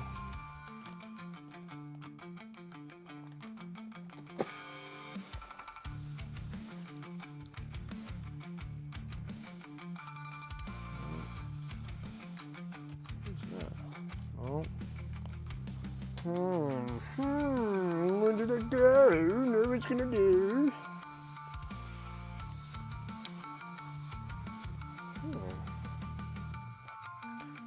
Interesting.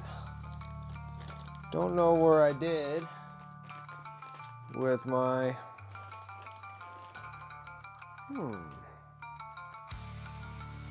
I had it here for so long that I can't believe that it would just randomly just fall off the miniature.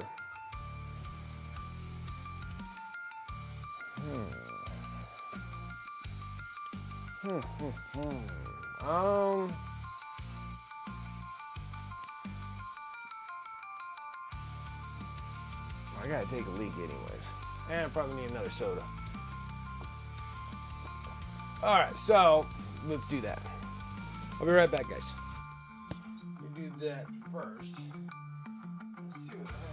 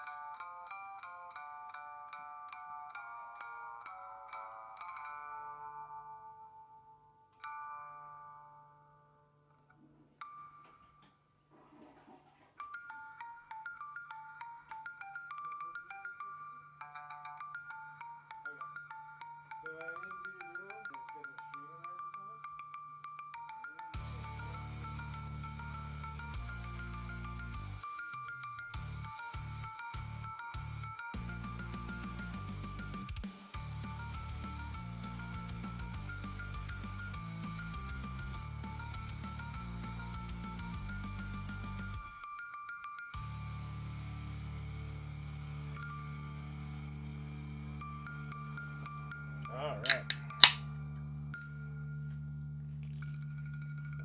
Worst part is I didn't mark them, so I don't know if these are the right ones or not. So, I think they're older, but we're going to have to find...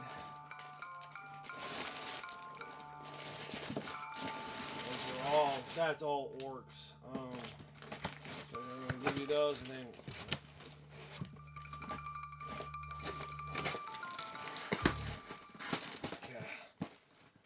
Like that, and then grab the other one because I don't know which one the demon princes are in. Oh, I take it back. I know which one it is. I think those are the special ones. Yeah, demon prince comes in the special ones. So those are the small, narrow box ones that are on there. So it's in one of those. Thank you, boy.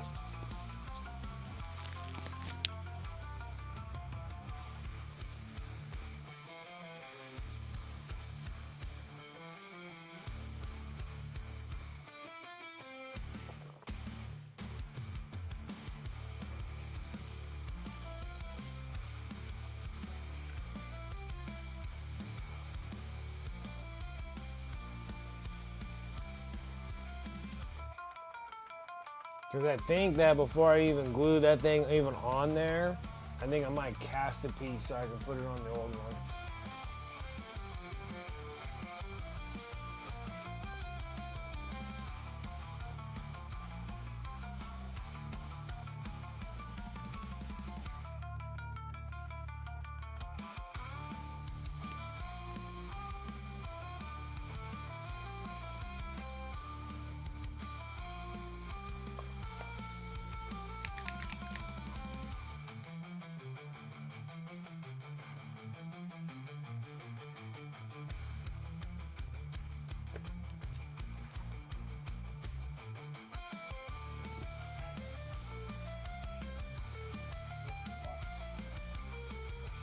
Put on the proper box? Okay, then I should have 2 of these things.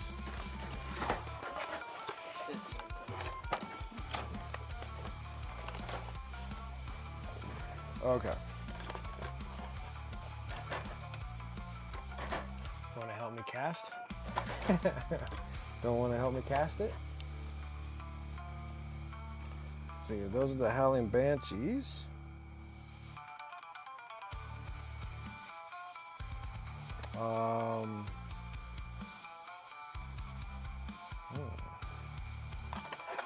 These ones are, hey now. Absurdities. Those are the wings. Now where is the, see, like the thing fell off of this one. I don't know if it's that one.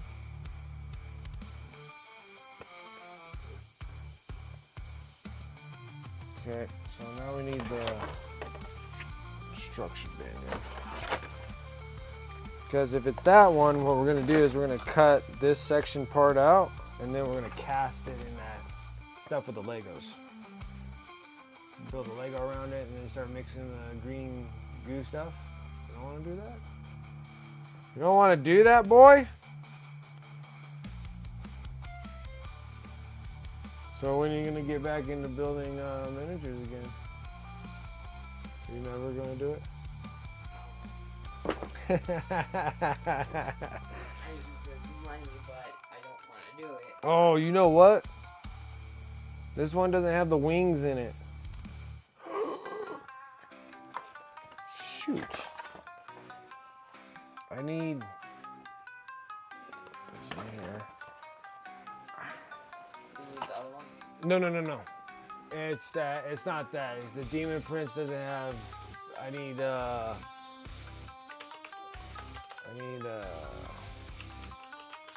remember, I need a Demon Prince instructions. Should have it on build instructions. Won't be able to do D&D tonight. Oh, that's too bad.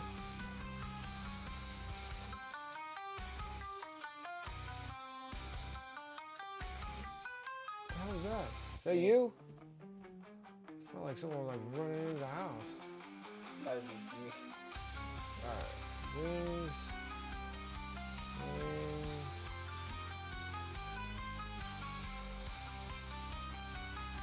It's 112. So it was that one that I was thinking of. What was it? Friend's 40th birthday? I get it. Alright, so now I need to be able to cast this thing.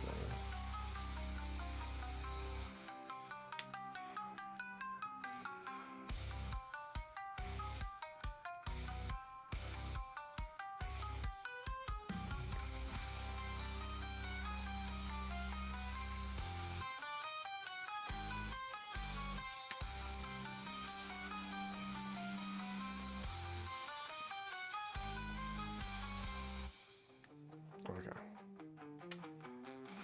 Got it. That's the piece, and then now I just need to cast it.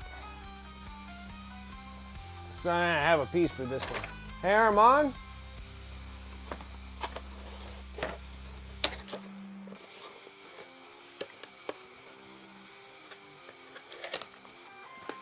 Can you put this away? Thank you. Alright, so now I'll cast that piece that I have here. So this one's missing this piece that goes right here. It's so funny. I can't believe I'm like missing a piece. I found it. Alright. Now if the other piece shows its face, that'd be great too. I won't be too upset.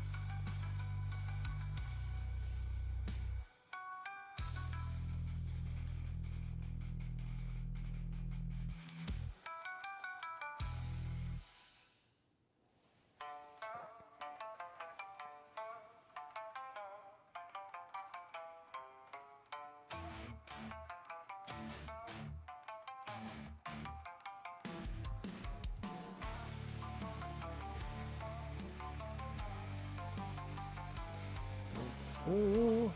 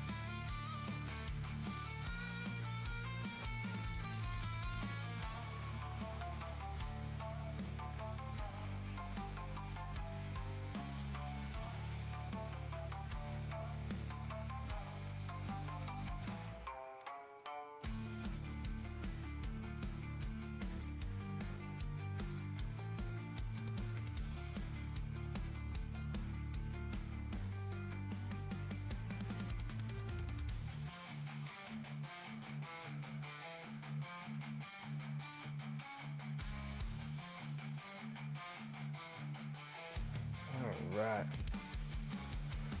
All the little holes, scratches, everything else, those are all been highlighted out of the wings. Looks good. It'll tone down too when we do a wash down the road, but mostly not terrible.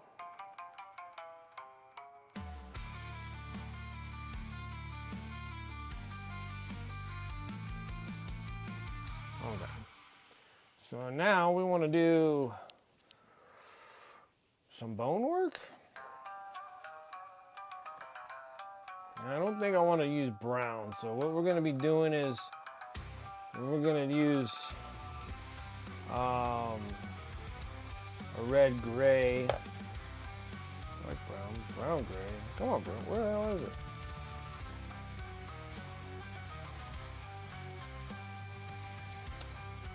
What the heck did I do with this stupid thing?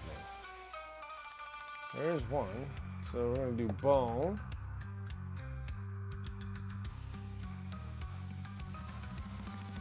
Oh, I think I took it out in the other place.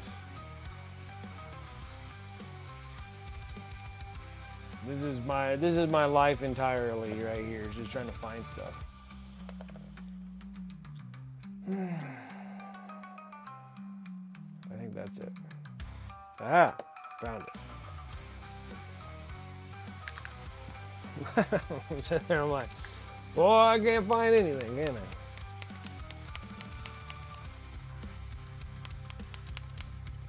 I? Alright, let me spin this around, guys. It's a big palette. Go red gray first.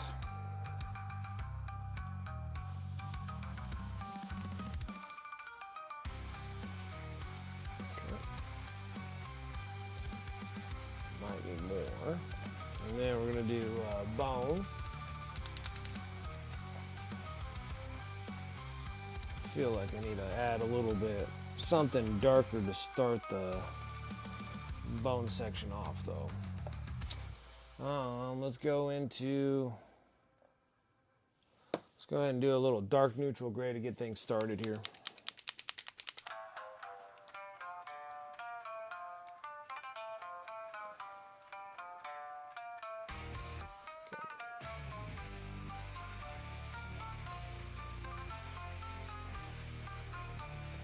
Let's try to get the paint off the brush. How about that?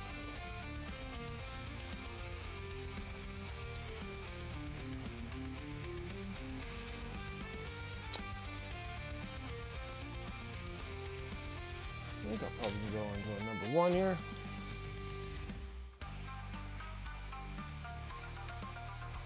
So I'm thinking, like he has a little bit of these like scales.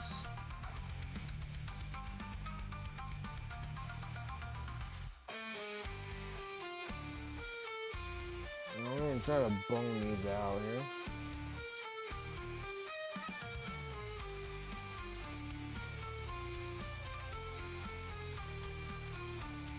Because once the wings are like done, these always seem like those are the things that take the longest are wings.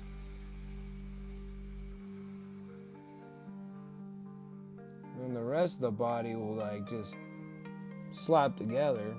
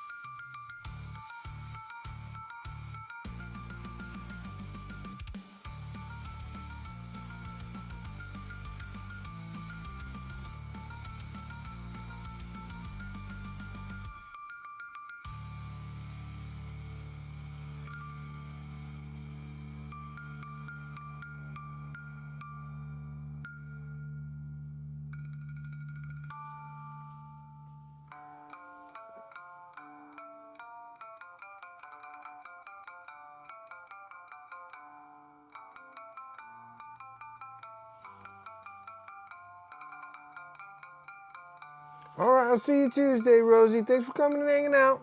You have fun.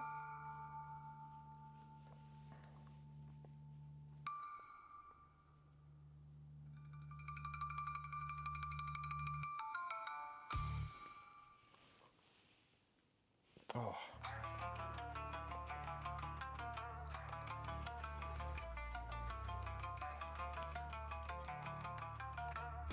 Got about 45 minutes and then I'm done with my stream today. I like having these little short ones on the weekend. Just get a little touch more stuff done on the miniatures and then start doing the long sessions during the week.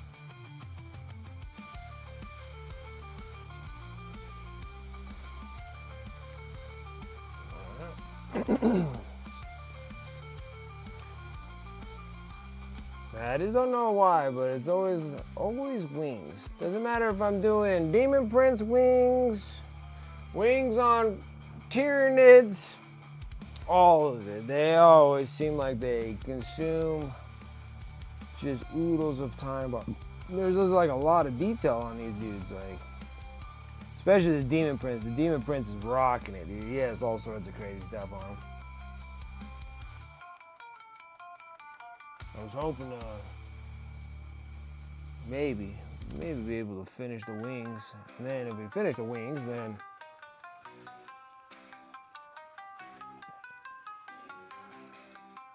that'll work out really well.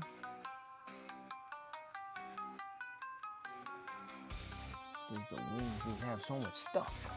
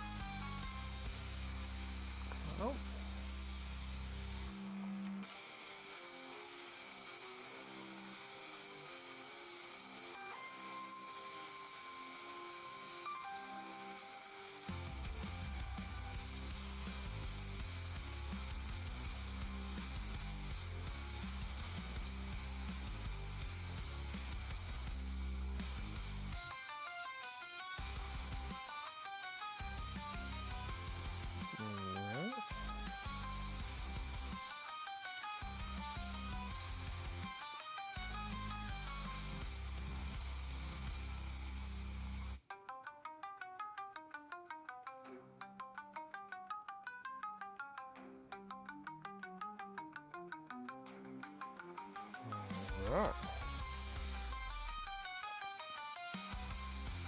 Yeah, and then like D&D is all messed up now. I'm gonna have to try to recreate my character again because it's like, it's gone. Like, it is like gone. My character is missing. I don't have my character anymore for D&D. I don't know what the hell happened on D&D Beyond, but I lost it. It's like gone. Like my character and everything is gone. It's still there.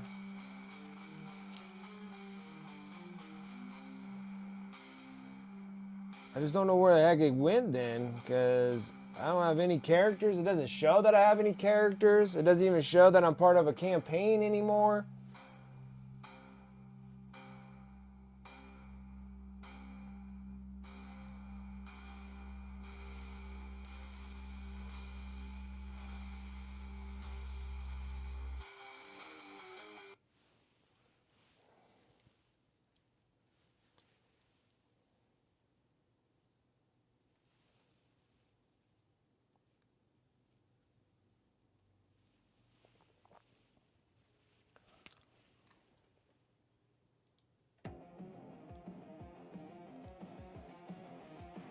Like everything was gone. Even like my in my account that I have my that like my Wicked Mini like logo thing, like all of it is like, all of it's gone.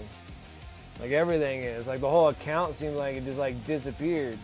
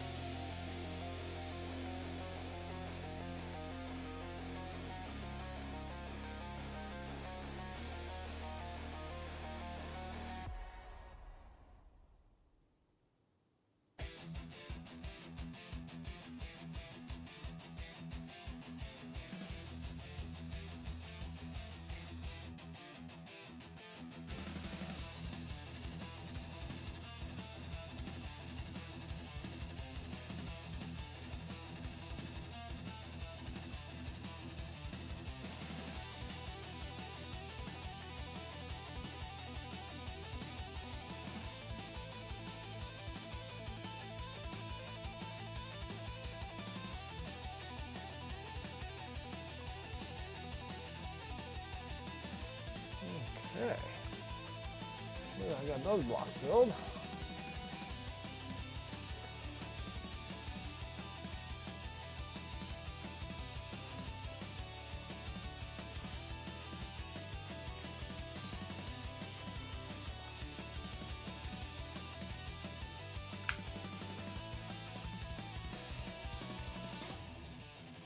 Got about another 30 minutes on the clock. We'll be done for the day. See if I can get all this bone done. Be great. Oh, I forgot the skull. There's a skull right here.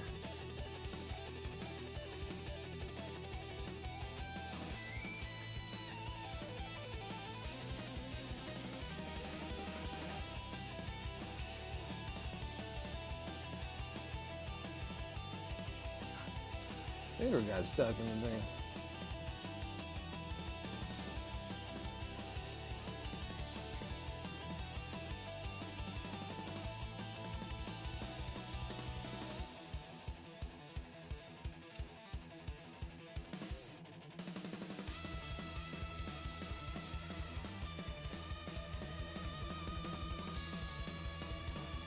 Anything else I need to see? I think that's it. Stinky Wizard, what's up? Looking pretty cool, huh? We're getting there. We're making some progress. We're making progress. The wings take like the longest. That's why I've been tackling these things the whole time.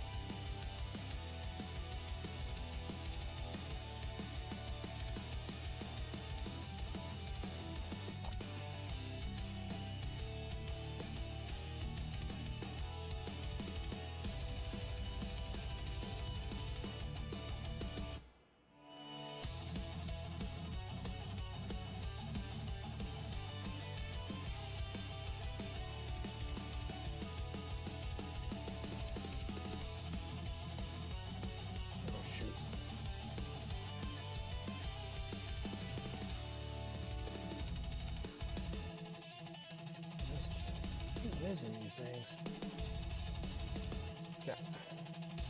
That's better. Ow. Ow. Smacking my knee on things.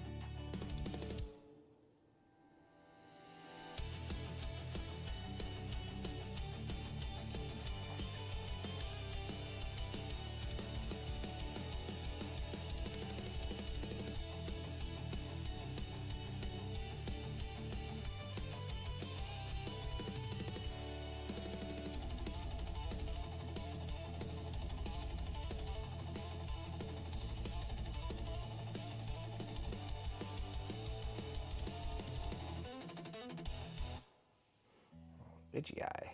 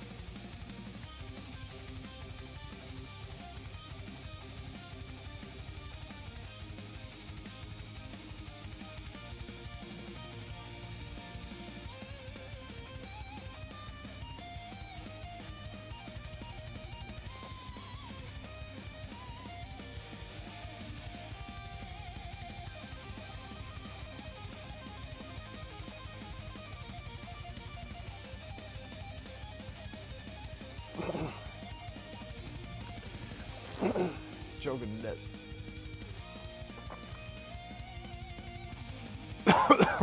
Excuse me. That's great. Oh, goodness. I don't know why I'm choking so bad right now. I've only licked the brush a couple times. I only did the brush a couple times.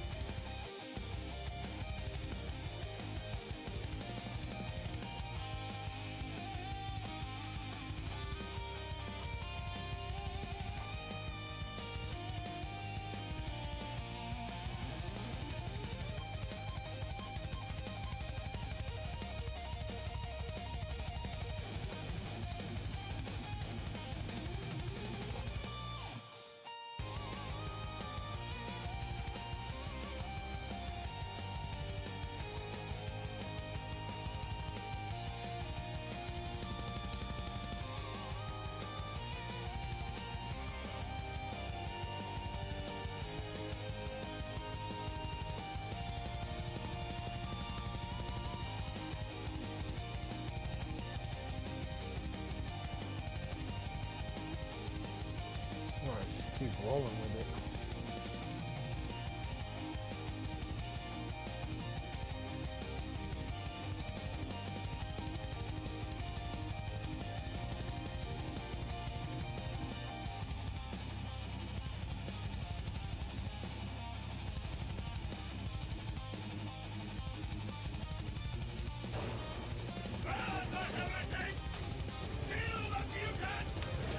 Marang, what's up? How's it going? Good, man. I appreciate it. Thank you. I appreciate it.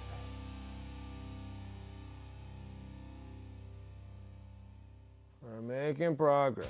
We're making progress. It's slow progress. Wings are a lot. All the stipulant lines and everything that we just made, and now the wing textures. Now I just got to get all the bone structures done on this.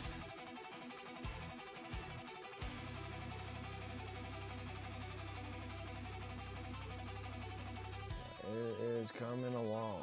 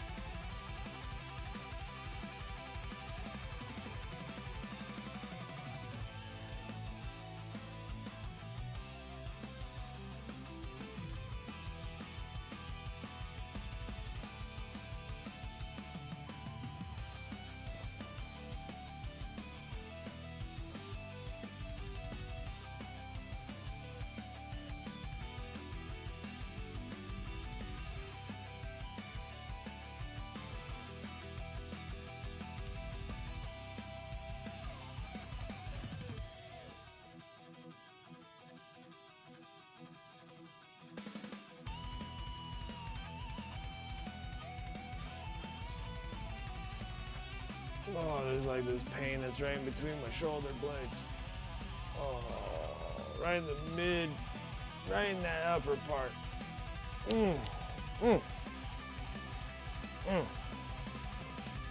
Let me know that I am alive, that's for sure.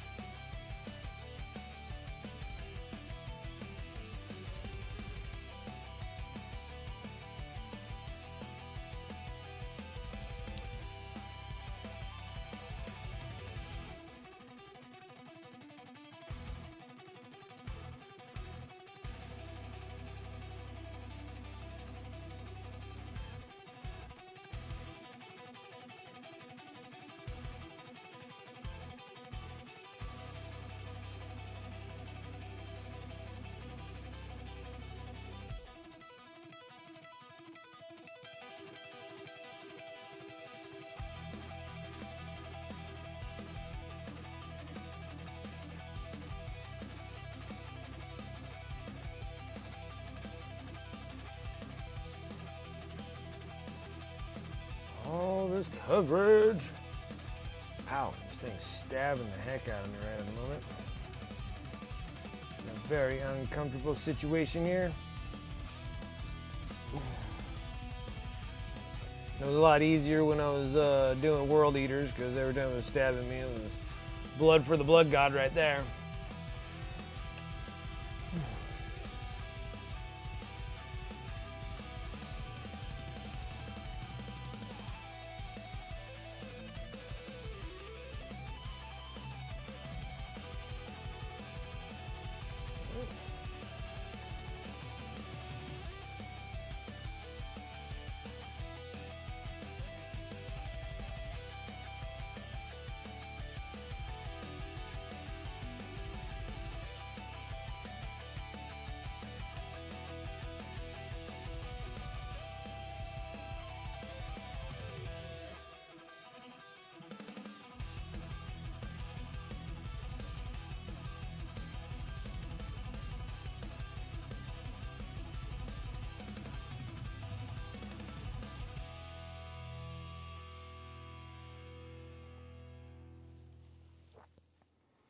Almost.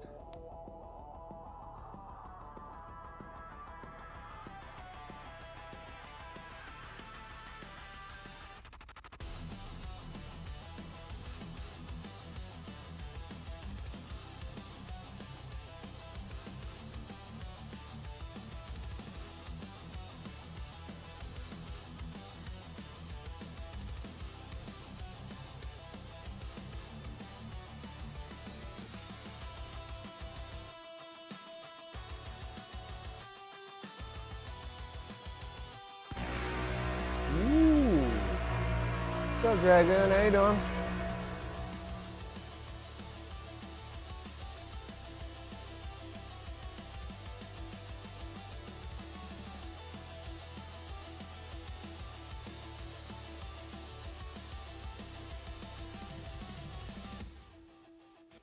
Good afternoon. Been lurking. Just got back from looking at new campers. Oh, getting into the camper love there.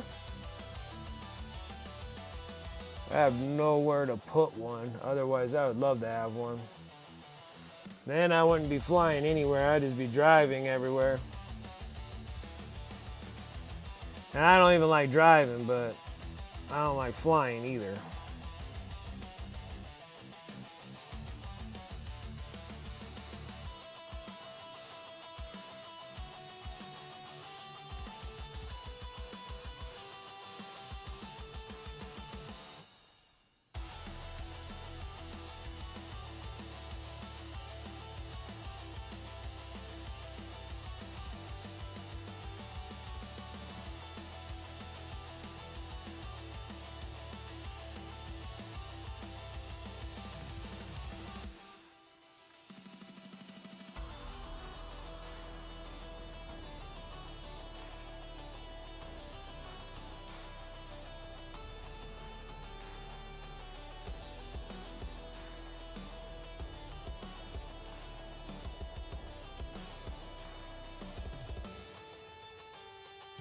Man, seasonal this season and looking to replace our current fifth wheel this year or next. Ah, gotcha.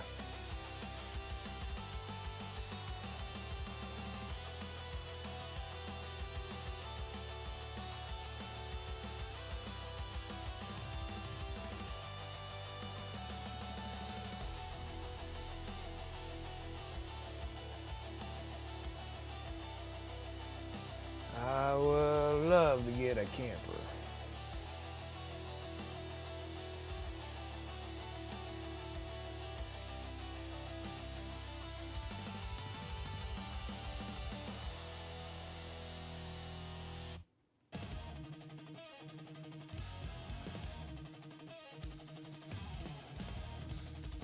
Look at the seasonal site. Nice.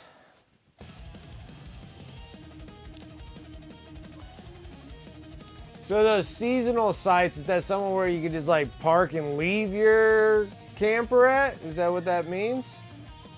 When you're talking about seasonal sites?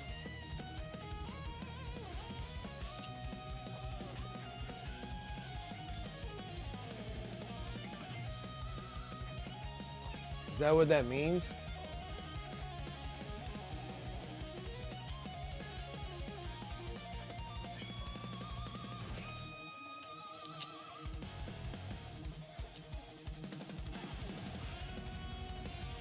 $4,000 for a side for the whole camping season. Okay, that's not bad. That's not bad at all.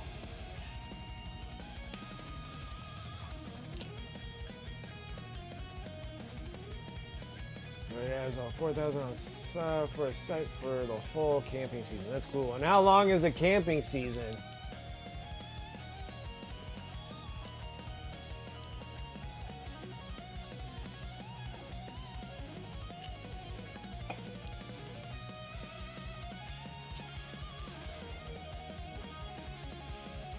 Is it like 6 months?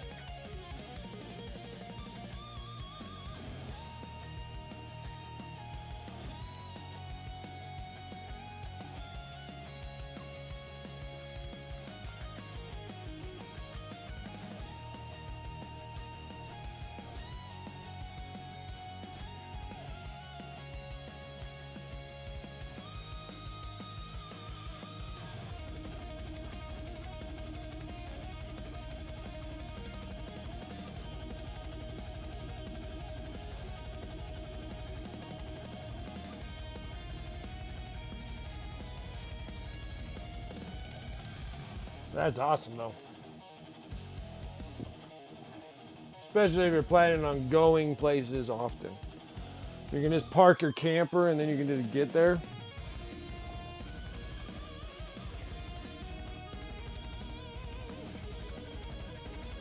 Especially if it's like at like a cool lake where you can go fishing all the time, or where you can do fishing and hunting. That would be kind of cool too.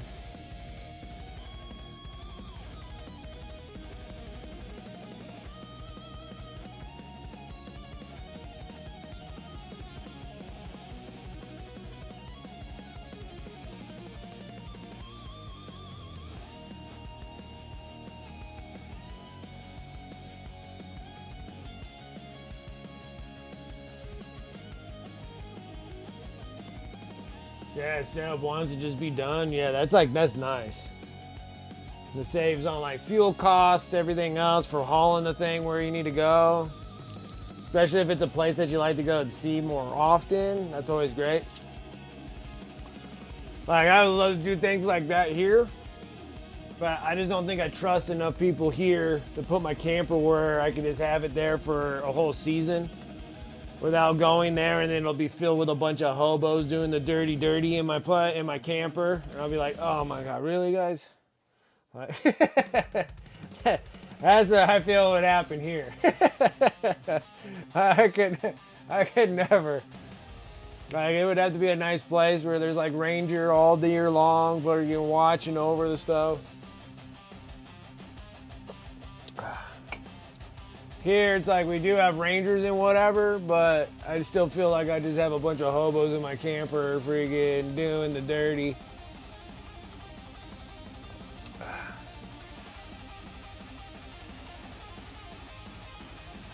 Like 2 hobos would go in my camper and then like 12 of them would leave. Be like, oh my god. that would be my luck.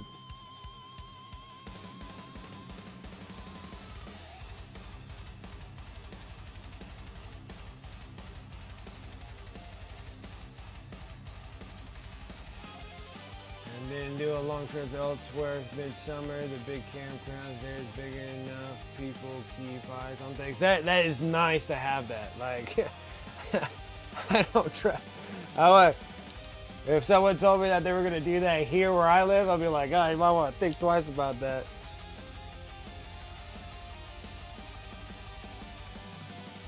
Like, the hobos here like reproduce like rabbits.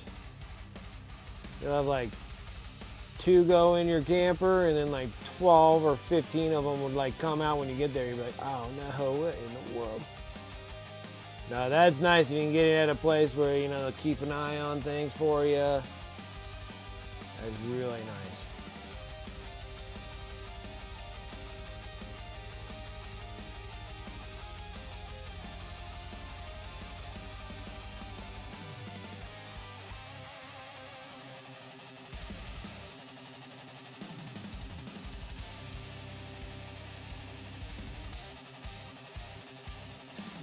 Planning on putting like a fish port right in there so you guys can go do ice fishing. Just back the sucker right up on there and just sit there and fish out of a hole. I know you say you go to your buddy's one, but sometimes it's nice having your own. You're like, no, I am not gonna put a hole in that thing. And drop a camper right there and start fishing out of it. Maybe you can take your old one and do that. So if you have an old camper, you can just take it out there and set it out there and do ice fishing out of that thing.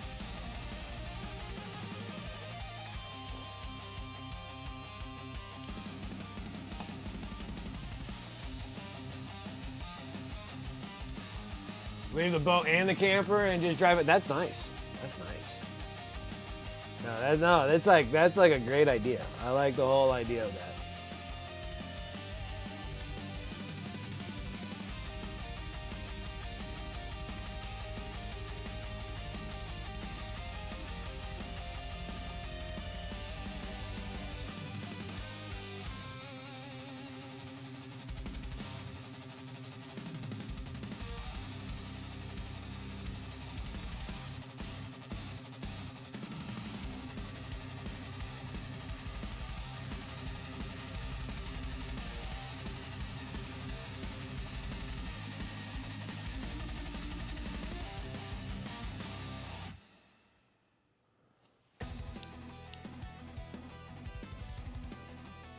Like that whole concept there is really nice. I would definitely do that.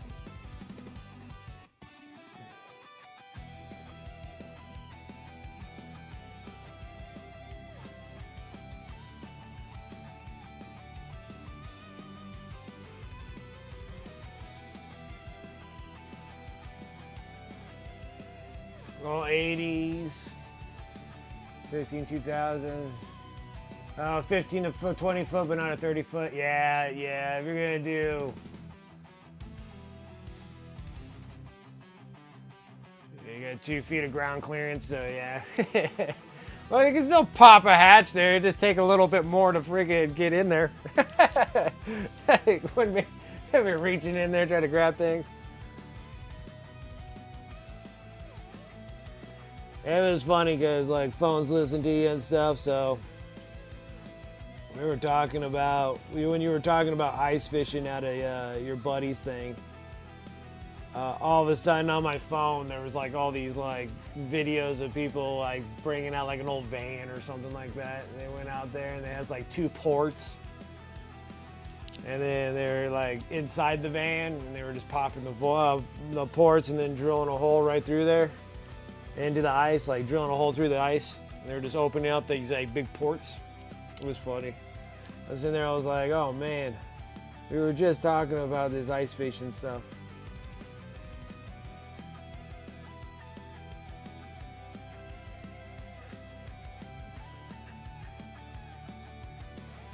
I have a friend of mine that was just like, he asked me to go ice fishing with him. I'm always freaking out because he tells me the lake, and it is really high in elevation, and it probably is iced over, but I just don't think it's iced over enough, you know?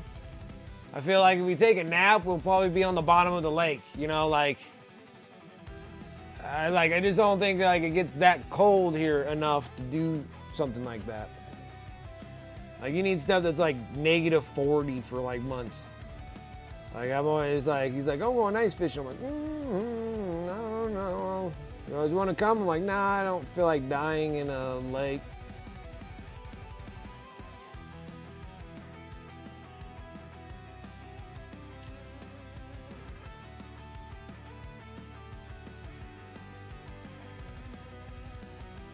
It just doesn't feel like it gets cold enough here. Like it gets cold, but I don't think it's cold enough. Oh my gosh, is my time up? Shoot. So. Is this not why you were here? I don't know what to do. I guess I'll have to just stop it there because I don't know. We're gonna have to probably remix some paints and stuff in the Tuesday. Try to get the bone. The hard part is just getting the wings, guys. Once I get the wings, everything else is just gonna kind of fall apart, like fall together real easy. But I like the bone structure so far, so we're getting all the like the bone scales and stuff that are all over the wings. Got all the highlights, got all the hashing done for the texturing of the wings. Got the purple to the pink, the highlights. The highlights are extremely bright right now, and that's fine because once the wash comes over, that will tone down. Like everything's gonna kind of tone down a little bit. But it looks pretty neat so far. So we'll get the bone structures on here. The bone pieces, like the true bone, instead of doing the brown to the bright ivory that I normally do, we're actually going dark gray and going up into that, you know, that ivory kind of look to the bone things. I like that one better, especially when you're going to be doing it off of purple and pinks. I think they look a lot better than throwing browns on there. So we'll just keep going with that. Once the wings are done, the rest of the body, we should be sitting there start jamming through pretty good. I don't know, something about wings though, I can't leave them alone. Someone was like, oh, we gotta do like this and that to them. But yeah, they look pretty neat. I do like them. I do like them a lot. Inch locks 5 to 6 inch for snowmobiles, 8 to 12 inch for car, and 12 to 15 inch for medium trucks. Yeah, I'm still scared because I don't know if that lake's cold enough to, like, it ices. Like, I know it ices, but every time I've ever seen that thing ice over and I see people walk on it, like, you can hear, like, the sound that just, like, echoes through the freaking ice. I just don't feel like it's deep enough. Like I don't feel like there's a thick enough amount of ice in that lake. It always feels like everybody's like stepping on it and stuff. You can kind of hear like that. You're like, I don't know, guys. I don't think so. I'm like, I'm good. And there's a bunch of them, but they only take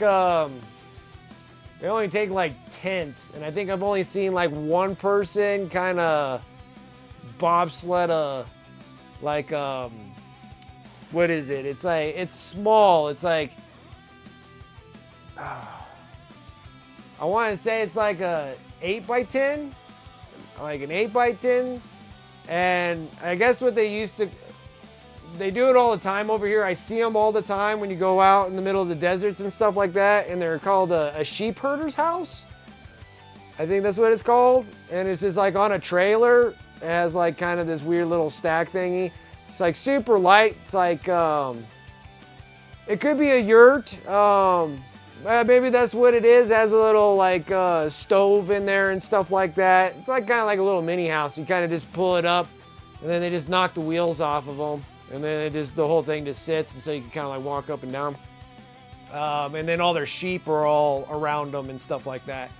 I see it all the time with sheep herders taking those things out, and I've seen those at that lake, and they're like maybe 8x10s, maybe even a little bit smaller. It could be like an 8x8, and then they have them on there. But dude, this is the sound that lake makes when people are like moving around on that lake, because it sounds like the stuff's cracking, and I'm just like, I don't think so, guys. I don't think it's icy enough. It says not cold. Like a higher elevation, yeah, it gets cold, but I just don't think it's that negative degrees to freeze it well enough. That's all I'm trying to get at.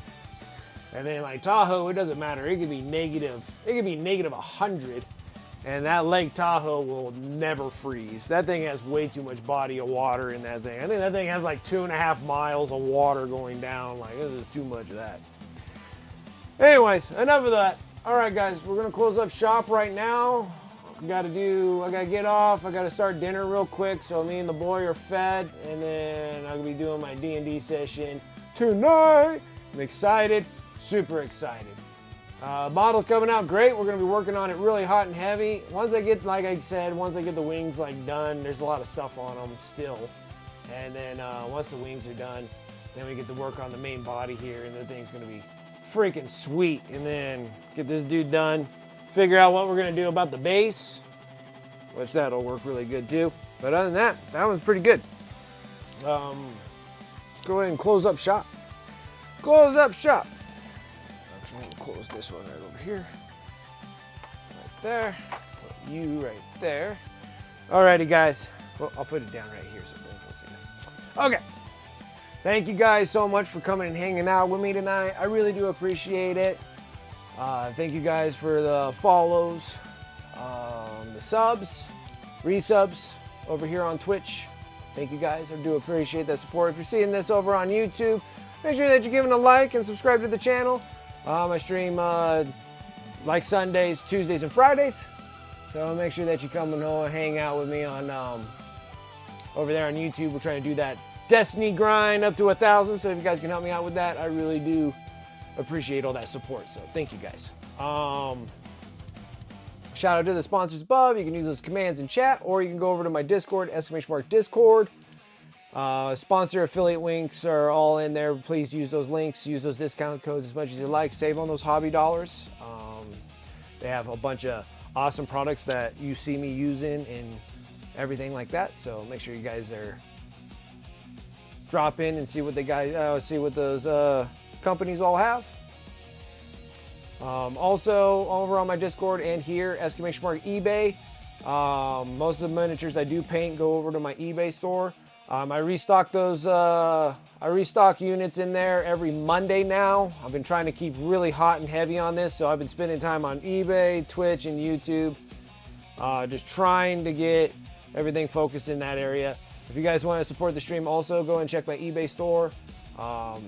Any miniatures that are bought from there all get cycled into my stream, so I do appreciate all that support. So thank you guys.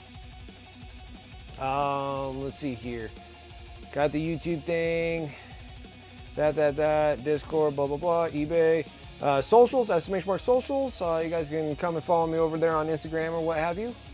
We should be, hopefully here, be working on the MHCP statuette that I have. It's a monster.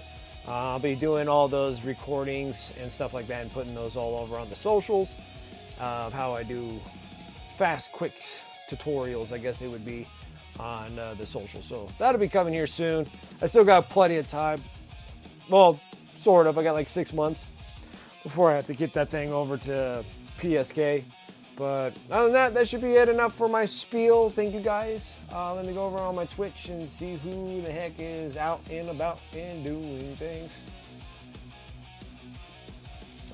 Let's see here. We'll go and blast over onto Hoodguard. He comes in at like the perfect time. I think he was working on Vulcan. I think he was going to get things up for Adepticon, so let's see what he is working on. Another fantastic artist and a streamer. Let's see what he is doing and what he is up to. Other than that, guys, thank you so much. I'll catch you guys later. And then the other ones that are on here, I'll see you guys over on my Discord when we're doing the D&D thingy. So that is going to be a lot of fun. Other than that, guys, take care. I'll see you guys on Tuesday. Have a good rest of your weekend, and I'll see you guys later.